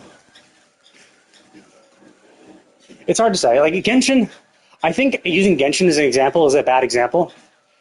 Well, yeah, but what is graphics? I wouldn't say a manga. I think isn't graphics digital, or isn't graphics the moving medium? Because like when it's just drawn, it's an illustration. It's an illustration. It's a character design. You never say, "Oh, look at the character graphics of my manga." It's like, no, look at the character design of my manga. Look at the character design of my game. Graphics are usually not used in that sense. No, but my point is, Genshin is not a good example to use because Genshin already is in 3D. You're just saying, hey, look, the studio was really good at turning a 3D medium to a 3D medium, right? And my point has always been translating manga and light novels with their own illustrations, going from that 2D medium to something with motion not always, usually turned out for the worse. And you're just saying, oh well, like look, this is 3D in motion, and you're turning that into 2D in motion. It's like, yeah, the motion's the whole thing. That's why manga has the hardest time, because usually what they'll do is when the characters are not moving, sometimes they'll look like the original character designs, but then once they start moving, they don't, because the manga only has to show one still frame of the scene and then moving on to the next, right? Whereas the anime has to have it all in motion, so they have to fill in the gaps with what the character looks like in all range of motion, which the manga and light novel don't. Light novels are even worse because obviously they only have like 5 to 10 pictures for the entire light novel to base your stuff. And there's just been so many that just look like dog shit. Like Mobuseka, the one where it's Leon, I think. Leon goes to the yeah, sure. But again, it's the kind of thing where even the best studios, all they're able to do is just be as good as the manga and light novel. But as I said before, sure. But even if you are as good, it still takes twice as long to read it, or twice as long to watch it than just if I read it. And time, I'm an old guy, so time is a huge thing for me. I don't have all the time in the world. I only have so many things I can read, so many games I can play. I gotta be quick about this shit. And anime just takes a while. No, I mean, I like One Piece. One Piece is interesting. It does have its moments. But I think Shonen Jump series always have that problem because they always catch up to the source material, so they create the bullshit. Why be quick? Because I'm going to die soon, obviously. I only have so much life to live, and I don't want to waste it. There's also the added thing is I can read things quickly, but I can also do other shit. But if I'm watching an anime, I can only be watching an anime. Well, see, that's silly. That's a silly argument because you're like, oh, well, why? Yeah. Yeah, but that's the thing is you're saying I should force myself to do something that I enjoy less and force myself to enjoy it. It's like, well, if I don't enjoy it, forcing myself won't work. I'm just saying how it is for me, and for me, it's not worth it. I enjoy it less, and it takes more time. Why would I want to spend more time to enjoy something less than if I? Yeah, because you're literally just saying that. You're just saying, oh, you should just sit down, watch it, and enjoy it. It's like, yeah. So I would have to force myself to do that because it's something I enjoy less than reading it, and it takes more time. So something I enjoy less and takes more time. Two things that are negatives for me. I will not enjoy it as much as if I just read it, and it takes me longer to go through it. I mean, it is what you said. Oh yeah, but you can see, look, the flower in her hair is blue, chest gem is blue. No, you were saying I should just sit back and enjoy it, right? Oh, you just got to learn to relax and enjoy it. But it's like, yeah, but I don't really relax by spending more time to do something I enjoy less. Like, I am relaxing. I'm relaxing and enjoying it by reading it. That's how I relax and enjoy it. If you want me to relax and enjoy it by doing the other thing, that would be forcing myself to do the other thing.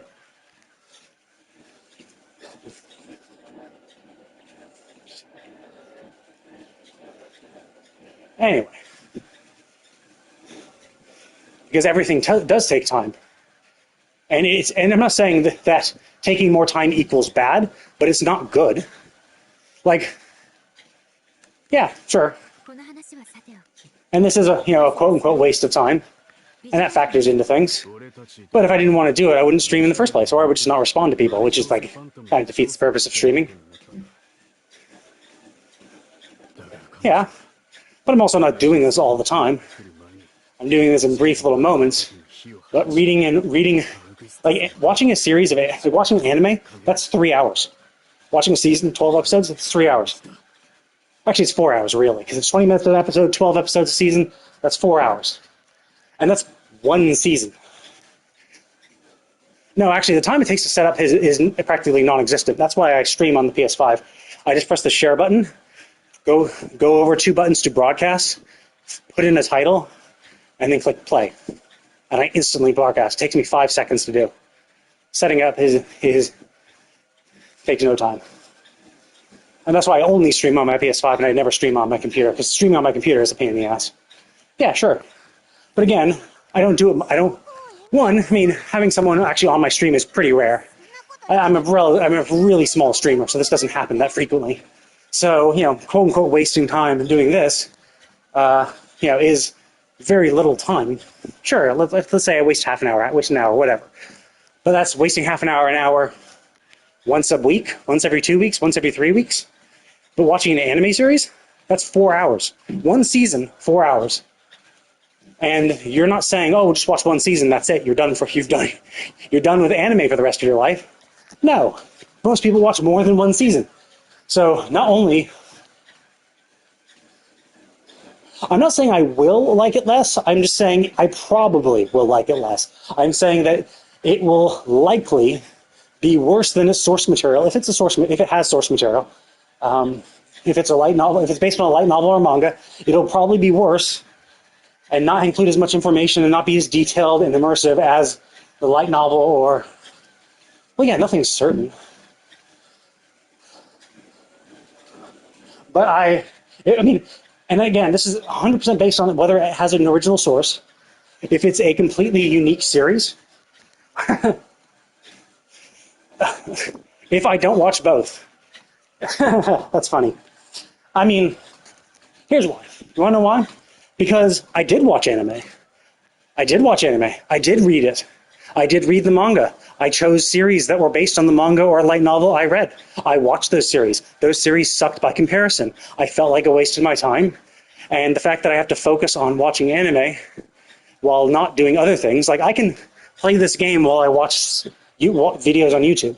I'm double dipping. Same for reading. I can read while I have a stream going on in the background. I can double dip. But when I'm watching an anime, I can't because I actually have to focus and read the subtitles. Yeah, I stopped. I never said it was. I just said it was likely. And I'm not even saying it's bad at adapting. I'm saying it can be bad because there are bad ones. I'm not familiar with the studio in of itself, so I'm not obviously going to make any definitive things. But the fact of the matter is, no studio I've ever seen has been better than its source material.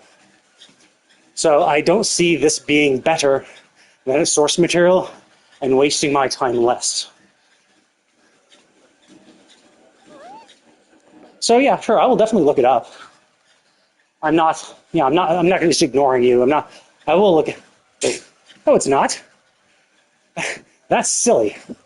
It's not bad to make generalities. That's what everyone does in their entire life. Every time, everything is based on generalities. You're generalizing every situation, and it's going into everything you do. Like when you want to go driving out in the street, like everything you say, okay, well, I can probably drive because I'm probably not going to get in an accident. Because generally, people don't get into accidents when they go out on the street. But if everyone was crashing, if every time you went outside and drove somewhere, you got into an accident, you probably wouldn't drive. You know, everyone bases everything on generalities. Everyone assumes and everyone does statistics inherently in their own head. I think it's nice to say that. Oh, you shouldn't make assumptions. It's like, yeah, but no, you don't. No. Because that's the other thing people like to do is people make a general rule. It's like, okay, well, so let's say 9 times out of 10. Like let's say 9 times out of 10, the studio will adapt the manga or light novel worse, right? 9 times out of 10, 90% chance. I have a 90% chance of getting screwed if I watch an anime. But you'll say the studio you're saying, the UFO table or UFO table or whatever, is that 10%. It is the exception. Let's say that, right? So yeah, but like, do I know that? No. Obviously, I have to wade through that 90% and get fucked over, right? And so I'm getting fucked over 9 times out of 10 just to enjoy the 1 times out of 10. Whereas if I read the manga or read the light novel, I enjoy it 10 times out of 10. So it's just like, well, which is better odds? The thing that I always enjoy and I can enjoy more of? I can read more series in the same amount of time as watching one anime series. I can watch that one anime series and read 2 completely new series at the same time. It's either watch the 1 series or read 2 series. Like, well, 2 is better than 1. Well, yeah. So, I also play games. So, like, I don't need anime to do something a video game also does, which I also do in my free time. So it's like, yeah, I could. Yeah, it isn't. It's usually worse. It's not the exact same thing. Usually it's worse, because usually they don't translate the actual character designs properly, or usually they have to cut things for content to make sure it fits in a 12-episode season. That's what usually happens. The series that go beyond that, like if you ever watched Monster, and actually Monster is a very good example. Monster, great series. I watched the anime for it. You know what? Like you could also do, you could read the manga, which takes less time and takes less time and tells the exact same story. Now the anime is really good. The character designs were really good. They animated it really well, but it's a 72-episode series, and because the entire manga was out, I think, when they made it, they were able to put the entire thing out back to back. But it's a 72-episode series. Like, because everything takes time, that's why. 1, 2, 3, 4, 5, 6, 7, 8, 9. So Monster is a 9-volume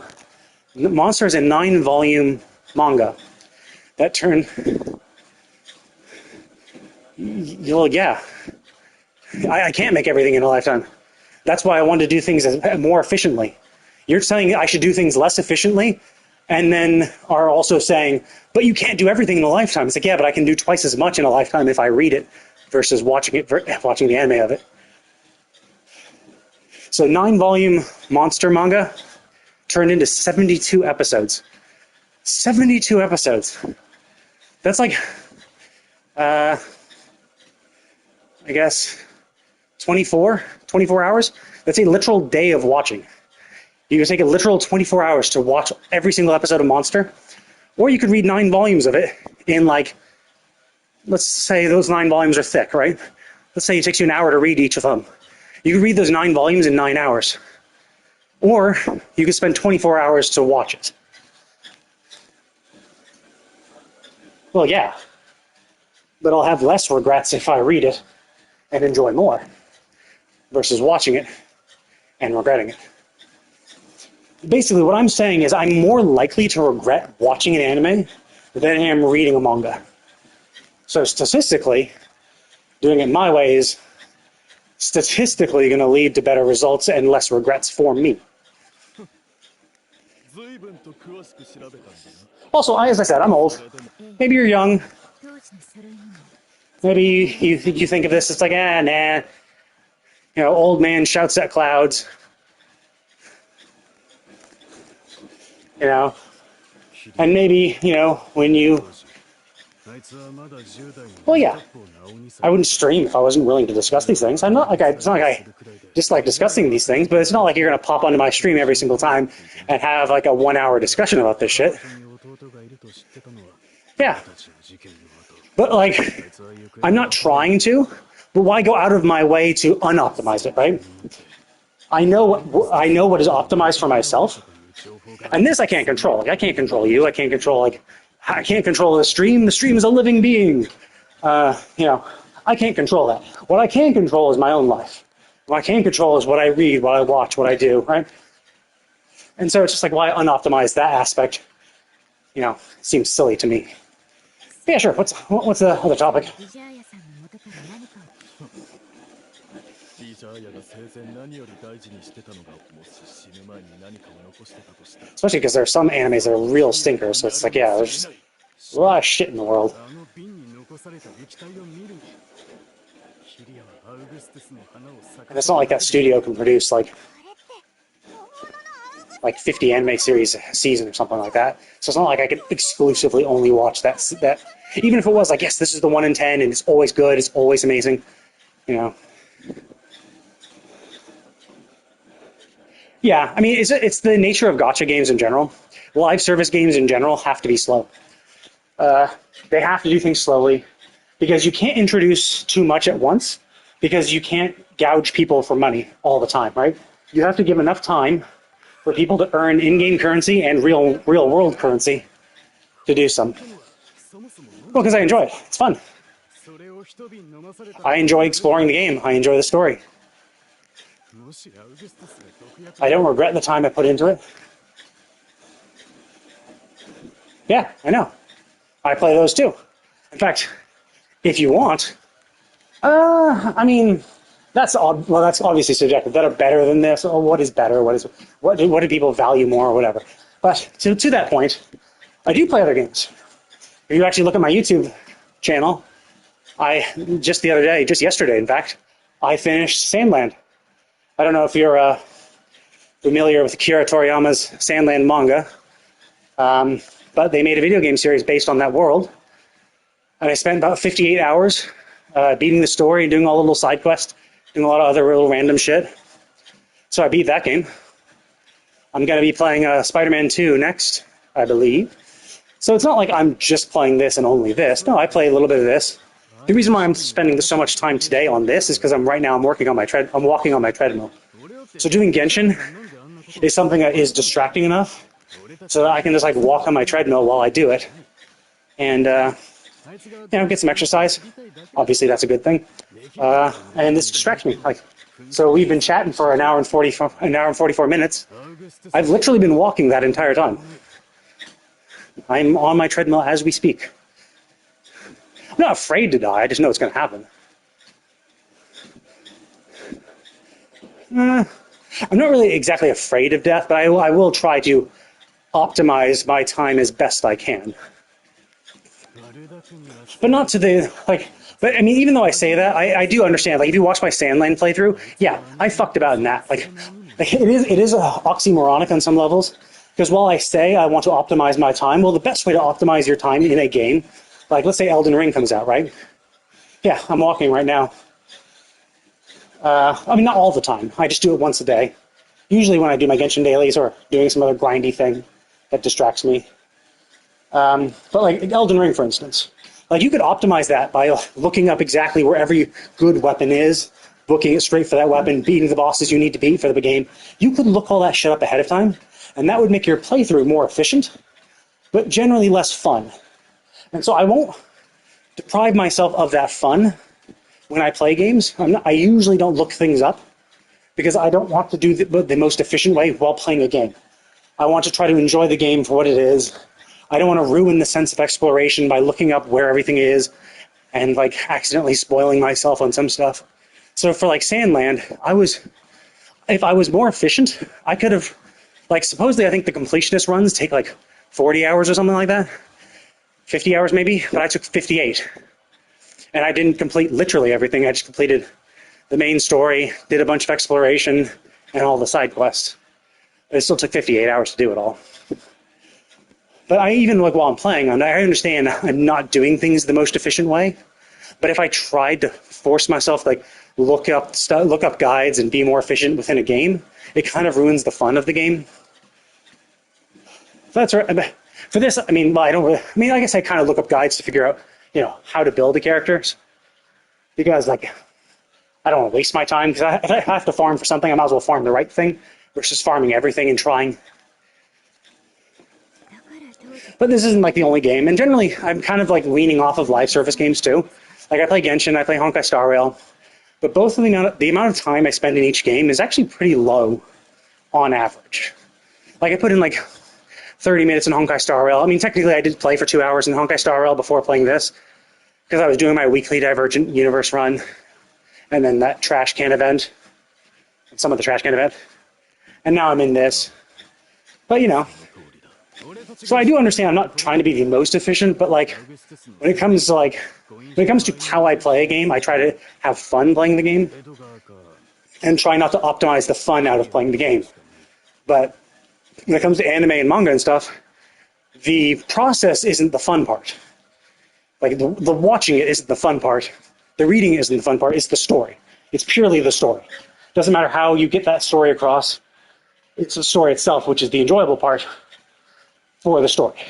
But for games, the story is one aspect of it, but really it's the moment-to-moment, process that actually is enjoyable. Not as much anymore.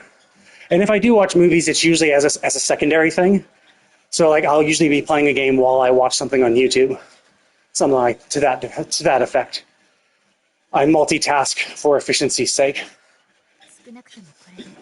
Because like while this game is moment to moment pretty fun, it's not like especially when I'm exploring, when Natlan comes out, there's gonna be like hours of exploration, right? But like I can watch a movie in the background. Why? Because I can watch movies in the background. I can't watch anime in the background because I don't watch dubbed. I watch subbed, which means I would have to read the subtitles, which means I'd have to focus on the anime. Movies are dubbed for the most part, so I can hear it. I don't need to watch the movie to hear what is going on. And I can just glance over it once or twice. That's why there's a double standard, because how I have to process it is different. So because I have to focus more on anime, it means I can't. I did learn Japanese. Not like, I'm not super proficient. I can understand basic stuff. But again, so you're saying, hey, maybe if you learn Japanese, yes, so maybe if I spent years learning a language, I could be slightly more efficient about watching anime? Like, really? So I already have a method of reading it already being faster. And you're saying, not only should I waste time learning a language, which takes time, obviously, but then I should also do the thing that also watch the anime, which also takes twice as much time. 6 months, supposedly, if you're completely immersed in a language. But like, if I was completely immersed in a language, I'd have to be living in Japan. So it's essentially saying, hey, why don't you waste a literal 6 months of your time doing this so you can learn a language, so that you can do something that takes twice as long as it would to read something, so you can enjoy it as the same way. Yes. Does it cost money? Because I'm not super interested in it? Because I have a home? Because I have a job? No, it's not. It's most efficient if I was only focused on anime, but not for my life. It's in no way efficient to live a life. Sure, if I had no job and no ties to anything, and the only thing I cared about in life was enjoying anime as best as I could, then yes, that is the most efficient way to do it.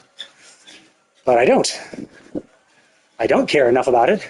I found something that's more efficient, that I enjoy just as much, if not more, and I have a home, a job, friends and family, all these things. All these things that make going to Japan and immersing myself to learn the language far less efficient and not needed. Like, it's not efficient to go out of your way to do something else unrelated to enjoy one aspect of your life slightly more. Like, that's just silly. Obviously, it's not efficient. そうだな。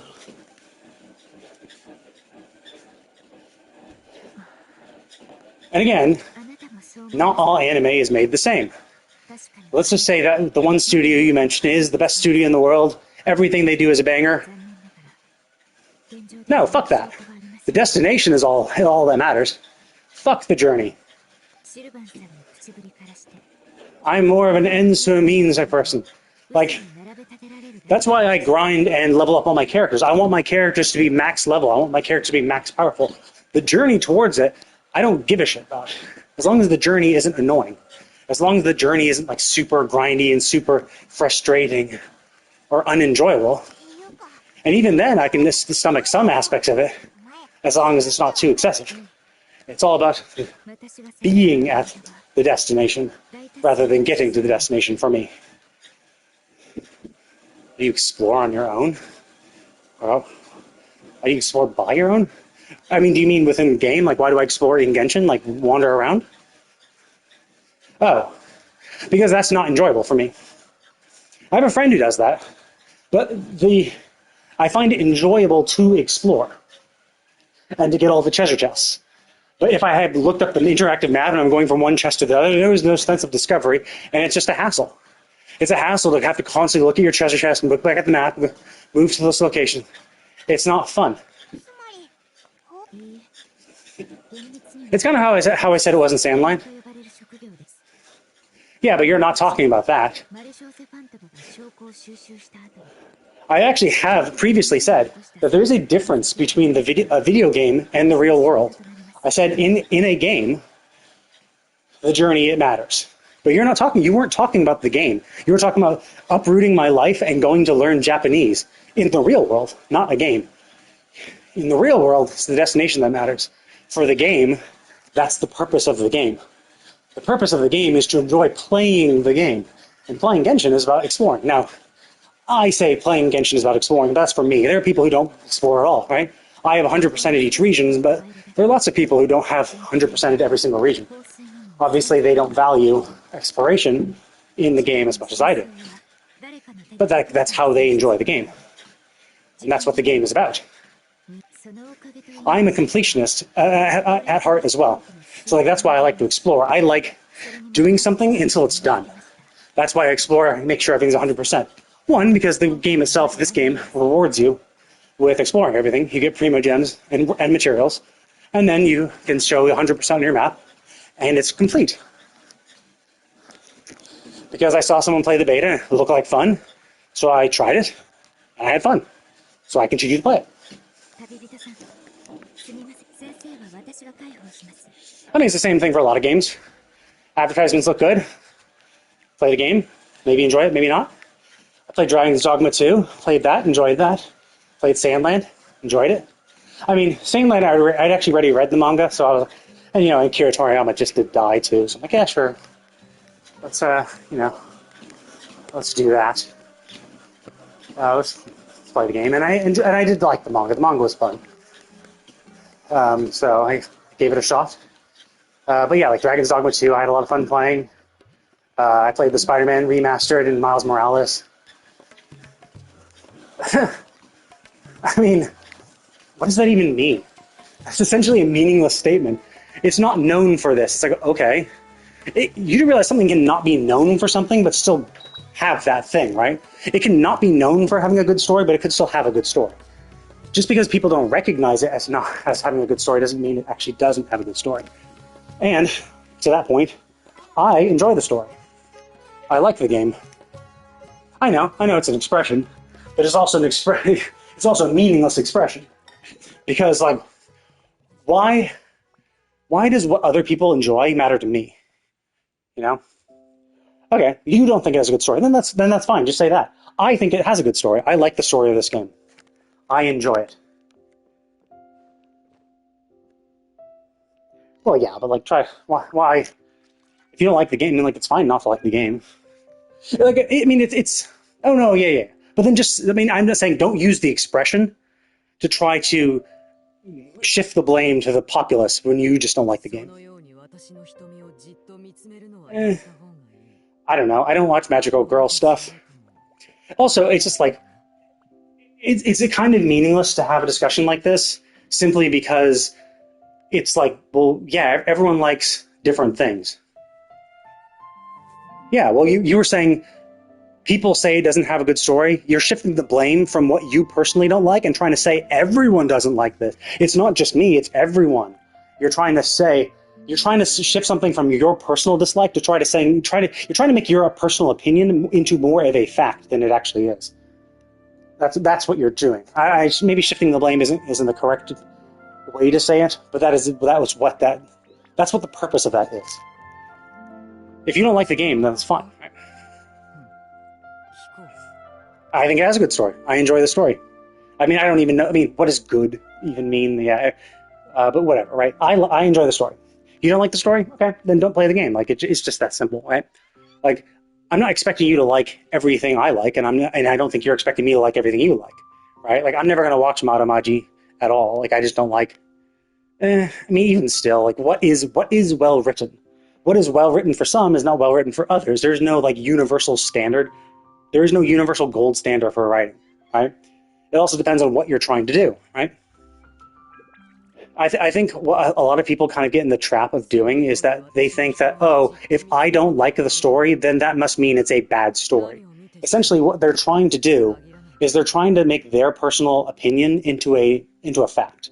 Where they're trying to say, oh, I don't like it, and the reason why. So essentially, you're trying to take an opinion. You're taking an opinion of, oh, I don't like this, and then now you're looking for reasons why you don't like it.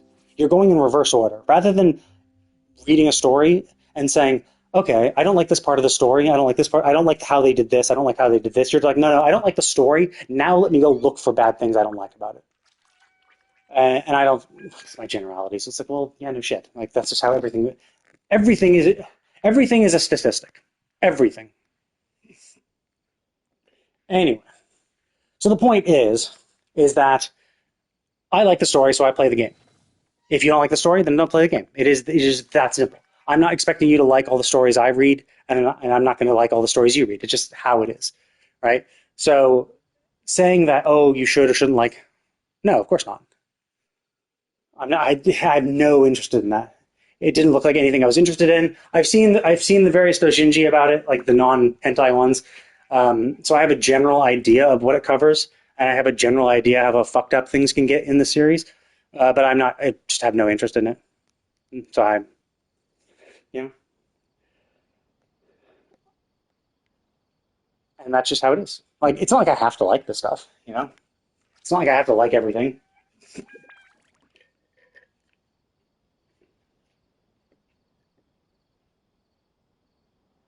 No. I'm saying I'm claiming what you did is you took your personal opinion of you not liking Genshin's story, and you're trying to say that the story is bad. The story is bad because everyone thinks it's bad. It's like that's not what I'm saying. Okay, but I don't care, right? Like I said I don't like it. I didn't say the story was bad at all. I just said I don't like it. I'm not gonna watch it. That's it. That's not what you did. You said you don't like Genshin, and you said everyone doesn't like Genshin. Oh, or the story is written poorly. And it's like, okay, but you're trying to take your personal opinion and now claiming these supposedly objective facts with no basis for anything. Like, okay, who is everybody? Who did you poll, right?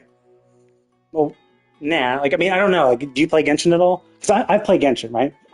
maybe you play Genshin a little bit. I mean, you don't like the story, so presumably you played a little bit. I haven't watched Madomaji at all. So I have nothing to talk about because I don't know anything about it. And I have no interest in it, so I don't really want to talk about it. So, like, that's the thing. We could talk about Genshin because we at least know what it is and maybe have both played it.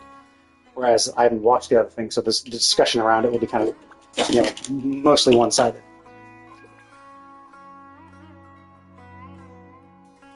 Okay, so doesn't make me care about it. As I said, there's a lot of shit.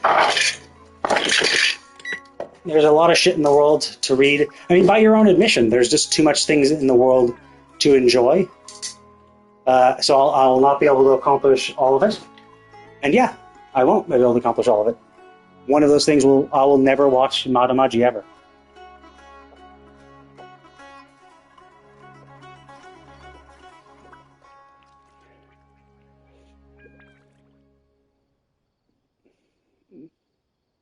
No.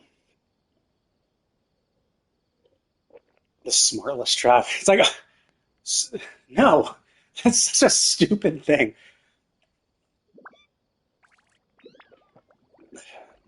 How am I contradicting myself?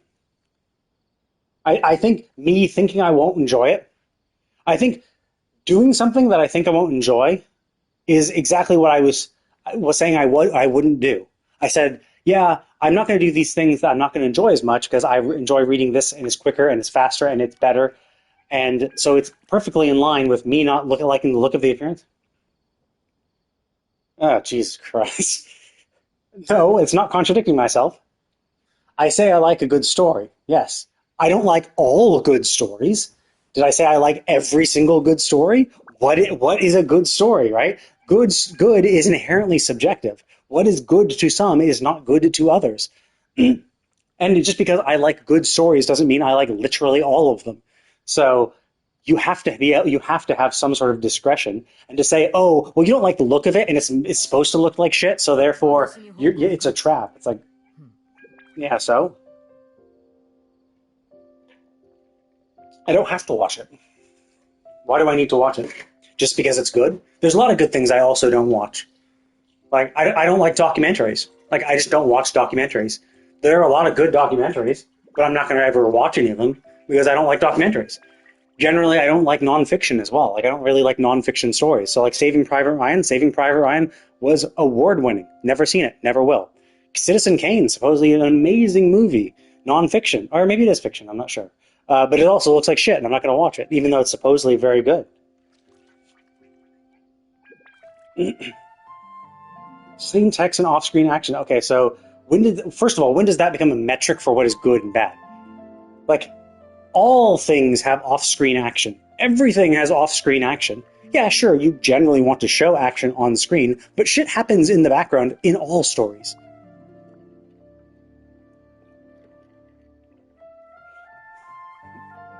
So, like, again, I find this is what happens to a lot of people when they're criticizing something. Is what they do is they take an opinion, like, oh, I don't like this, and then what they do is, they take their opinion of, oh, I don't like this, and then what they do is then they say, oh, I don't like it because of this, this, and this reason. And the problem when you do something like that is because you're not going the right order. You're looking for something bad. The problem when you do something like this is you bring up things that also exist in the things you like. So you try to say, oh, this story is bad because it does this, this, and this, not realizing that this, and this also appear in the stories that you are trying to say are good. So it's not like you're saying that these things are you're trying to allude that this story is bad because of these things, but those things also exist in good stories. So those things obviously aren't bad in and of themselves because they're also used in good stories. No, I'm not. Stereotype. What's stereotype? Okay, then tell me exactly what stereotype am I using on you? What is the stereotype that I'm doing? So that's not what a stereotype is. What stereotype am I using on you?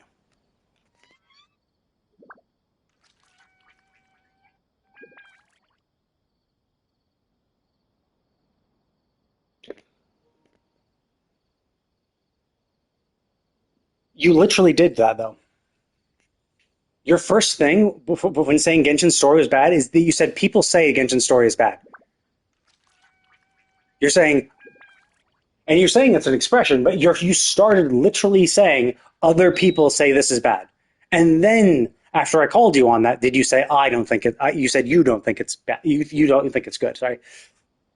You started with that. So it's not stereotyping when you literally did that. So like, also that's not what the word stereotyping means either. That's not what stereotyping is.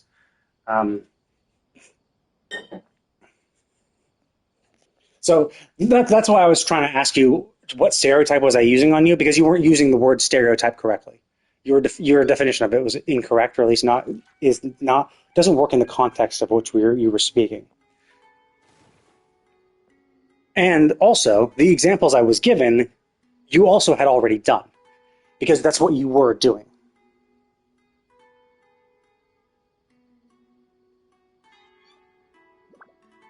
So you're not saying you don't like Genshin. So you would say from that sentence you like Genshin, but you're also saying that Genshin is bad, and you think it's bad because of the storytelling. So in that sentence, you were saying, I like Genshin, but the Genshin is bad and the storytelling is bad. Like, you literally contradict yourself in that sentence. Like, so you like the game, but you think the game is bad? Which, I mean, you can do. I mean, there are definitely people who like bad games. It's just weird, right? It is weird to start with saying, I like the game, but I hate the story, and I think the game is bad. Like that's kind of odd. Seems contradictory. Maybe you think it's bad and you do like it. I mean, okay, whatever. Or maybe you think the story's bad, but you like all other aspects besides the story. Okay, but generally, if you like the game and you dislike the story, you would say the game is good. I think the game is good, but I don't like the story, right? But that's kind of weird. Again, that's not how you use the word stereotype. That's not how stereotype is defined. Using a generality is not a stereotype. Also, you are doing this. You were saying you didn't like it because it's poorly well written, and then your examples of a poorly written story was inline text, which I'm not even sure what that means, and action happening off screen. But action happening off screen happens in all stories, not just Genshin. So that trait can't be a inherently negative trait if it happens in all stories. There's always action happening off screen. Now, obviously, you try to show as much on screen because it's action, but like Helm's Deep. Like, how did Frodo get to Mordor? Did they literally show every single thing? Did they literally show every step on the way to Mordor in Lord of the Rings? No, they skipped a lot of it. Action was happening off screen. They're moving from the Shire to Mordor. Lots of that happened off screen. You know, shit happens off screen. Like, this is just what happens, right? So it's not an inherently bad trait. Yeah, well, I'm done actually. I finished up my walk. I got a nice little exercise in, so now I'm gonna go shower off because I'm super sweaty because it's fucking hot here.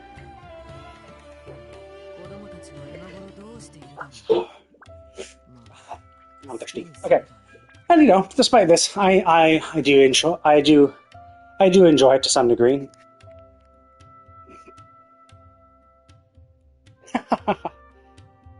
Now, because that's self-destructive. Like, yeah, if you think, yeah, I could die, but I also could not die. Like, what are the odds of me actually dying? Not very high. So I should live my life not assuming I'm going to die tomorrow. Not be so self-destructive and then screw my present over for a uncertain future. That's just silly. But I enjoy myself in the moment, and that's why I value my time more often than some. Because I try to enjoy myself in the moment. I don't do things quickly. I do things efficiently. I do the thing that rewards me the most in the least amount of time. It's not like I'm reading. It's not like I'm skimming through a light novel and not reading the light novel. It's not like I'm just being like, I'm speed reading it and not enjoying the story. I'm enjoying the story. I'm just choosing to do it in a medium that takes less time or is more fulfilling than other mediums. I read a manga, but I read it. Like speed read? No, I don't do like that. But like I read a manga. Why do I read a manga? Well, because I can read it in 30 minutes. I'm not forcing myself to read it in 30 minutes. Not really. As I said, again, I keep bringing up reading, and you're saying clearing. Clearing is game terms, and as I said, I play games differently than I read. I said that multiple times. I'm a more of a completionist when I play games, so I do enjoy it and enjoy the process a little more because the game itself has to be enjoyable.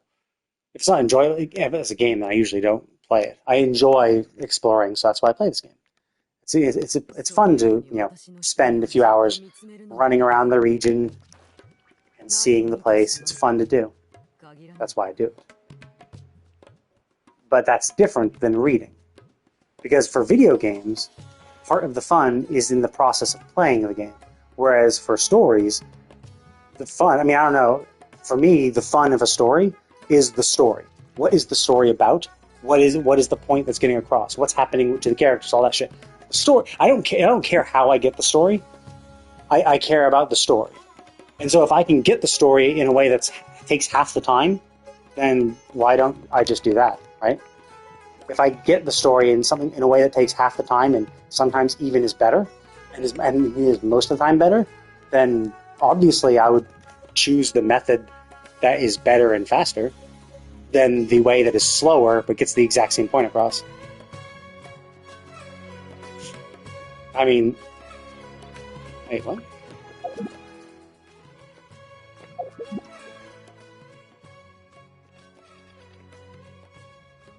What the hell? When did this quest appear?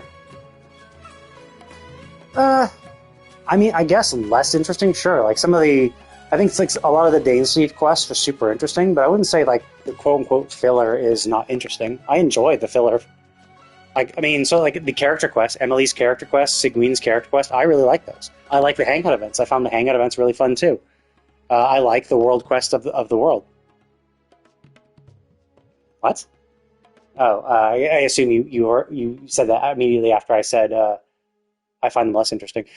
Less interesting doesn't mean not interesting. There is a difference. Like let's for argument's sake say the story is a 10 out of 10. Now obviously you don't like the story, so you're not going to say it's a 10 out of 10. But let's just say 10 out of 10, right? No, I don't. I play everything. I do everything in the game. Because like maybe the character quests aren't a 10 out of 10, but like they're a 9 out of 10 or an 8 out of 10 or something like that. They're still good. The hangout events might be a 7 or a 7 out of 10, right? They're still good. I still enjoy them. No, I'm not. I'm reading it. It's a sentence. How do you not read a sentence quickly? Oh, I see. I actually got to take a picture of her. She's saying a sentence worth of stuff. You just read a sentence worth of stuff.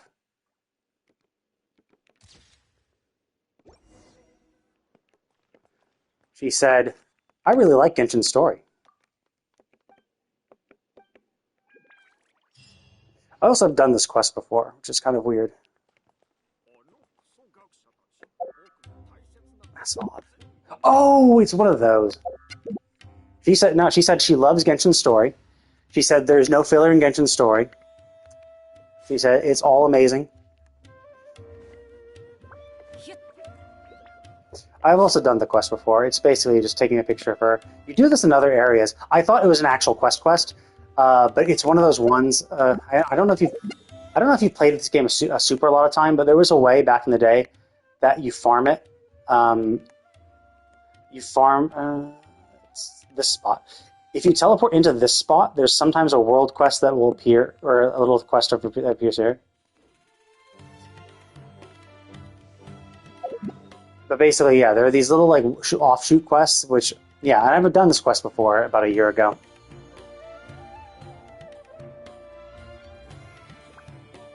Why? Do I have to remember? Is she important? Is it a pivotal point thing? Do I have to commit everything to memory? If I don't memorize every aspect of the story, it's not good? Like, are you kidding me? There's a thing called immersion. And the whole point of immersion is to make the world feel more lived. And those quests like that makes the world feel more lived in. It makes the world feel more interesting because you're like, oh, there are actually like real people in the world. Does it matter what they're doing? No. Like this little dude, right? The fact that you can talk to this dipshit. Come on, button. Did I skip the content? No. I listened to exactly what she said. I just didn't memorize it. Because I don't think memorizing something is equal. Look, you know what skipping is? Skipping is seeing the quest, seeing her there, and not doing it. That's what skipping the content is. It's not doing the content. If there's a cutscene, you skip it. That's what skipping, that's where the term skipping comes from, is where you skip cutscenes. That wasn't a cutscene. Just because I'm reading the thing and it goes in one ear and out the other doesn't make it that I was skipping it. Because I was clearly reading it, processing it, and then moving on with my life. If memorization is your metric of that, then no one learns anything. No one reads anything. So in Mado Maji, what is the 15th sentence they said in episode 2? In episode 2, what was the 15th sentence? Who said it and what did they say? Because if you don't remember that, then clearly the series sucks. Because you didn't memorize it, right? She must have skipped it. Right? Like, you see how silly that is when you actually try to apply that logic to anything else? Obviously, memorization isn't... Okay. So again, you're not answering the question. You're not answering the question, so that means you don't know, which means you didn't memorize it, which means it's the same as this just now. Because I didn't memorize that, it's just as important. What? What? That makes no sense. Like, I understand the difference between short-term and long-term memory, but why does how you memorize it matter? It doesn't matter. Why? Why are you talking about short-term memory? Why does it matter if I remember in the short term?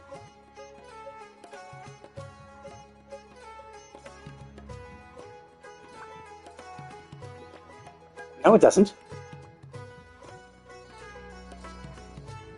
I understand the general gist of what she says. That's all I need to know. Do I need to memorize every single word she says? No. You want to know why? Because I've done her quest here, at this location. I think this is the 3rd time I've done it. Do I need to remember every single thing she says? No. Because I know what the quest is. I know what the quest is about. I've done it here 3 times. I think I've done it a few times in Inazuma. I think I got her... I don't think I got her once in Fontaine yet.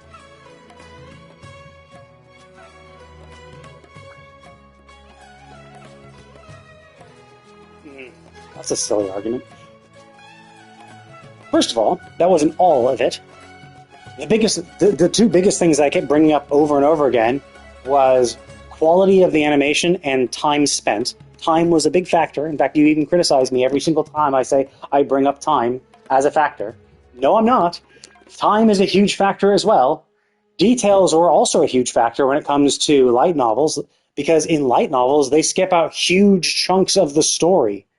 Huge chunks of actually relevant plot information. Susan doesn't appear in the light novel of the Genshin series. You know? Susan's not part of the Genshin light novel that's being omitted in the anime, right?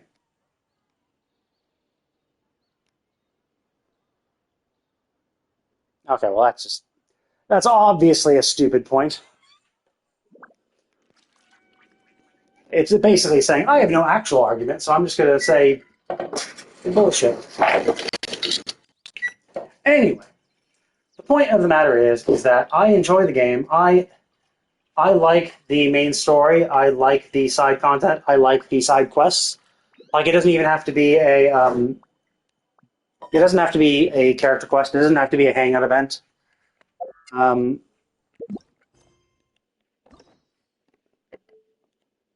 See, all endings reached. It doesn't have to be just these things. It doesn't have to be. It's like the dailies too. Like, I've done all these dailies. Do I need to talk to him and memorize every single thing he says? No, because I've done the daily like 100 times. I don't need to pay attention to that part. 幾千年も変わらない No, it actually isn't. 人の世とはこうも Because と合わない if I was skipping it, I wouldn't have done it. But I did it. So I wasn't skipping it. Just because I don't live up to your standards of what could no, it doesn't. You have your standard. Apparently, your standard of skipping content means that you do everything, you memorize every single thing that every single person says, you stew in it for a few minutes, and then you move on. That apparently is your definition of not skipping content. I don't consider it that way, especially because I've done this quest before. So it's not skipping content when I've already done the quest. The second I saw this quest, I thought it was new, and I'm like, oh, it's this one again. Yeah, I never said you did. If you paid attention to what I actually said, I said this is how you define whether it's considered skip content or not. Okay, so なるままに日暮らし anyway, 綴りに that's beside the point. I am done streaming, so I'm going to go pop off and go shower off because I've been all sweaty and gross. But no, it's not. It's not because I've done the content before. I've done it 3 times before. Just because I don't memorize her lines doesn't mean that it's skipping it. I read the line. It's not important, so I didn't memorize it. That's how I do things. If you say something stupid and meaningless, I'll forget it. It's just what happens. I don't have a photographic memory. It's just not how. I evaluate whether or not I should memorize it. If I don't need to memorize it, I don't. I understand the general gist of what happened, and I remember that. 風景は Anyway, 千 yeah, 年も変わらない I'm on pretty much every day. But anyway, I'm going to go ahead and log off. But it was nice chatting with you. Maybe we can chat more about how anime sucks and you should watch manga and read manga and read light novels instead. Save time and have a better experience because all anime sucks. Every studio, no matter what studio it is, all of it sucks. Horrible, horrible, horrible shit. Manga and light novels for the win. But thank you all for watching. I'll see you all next time.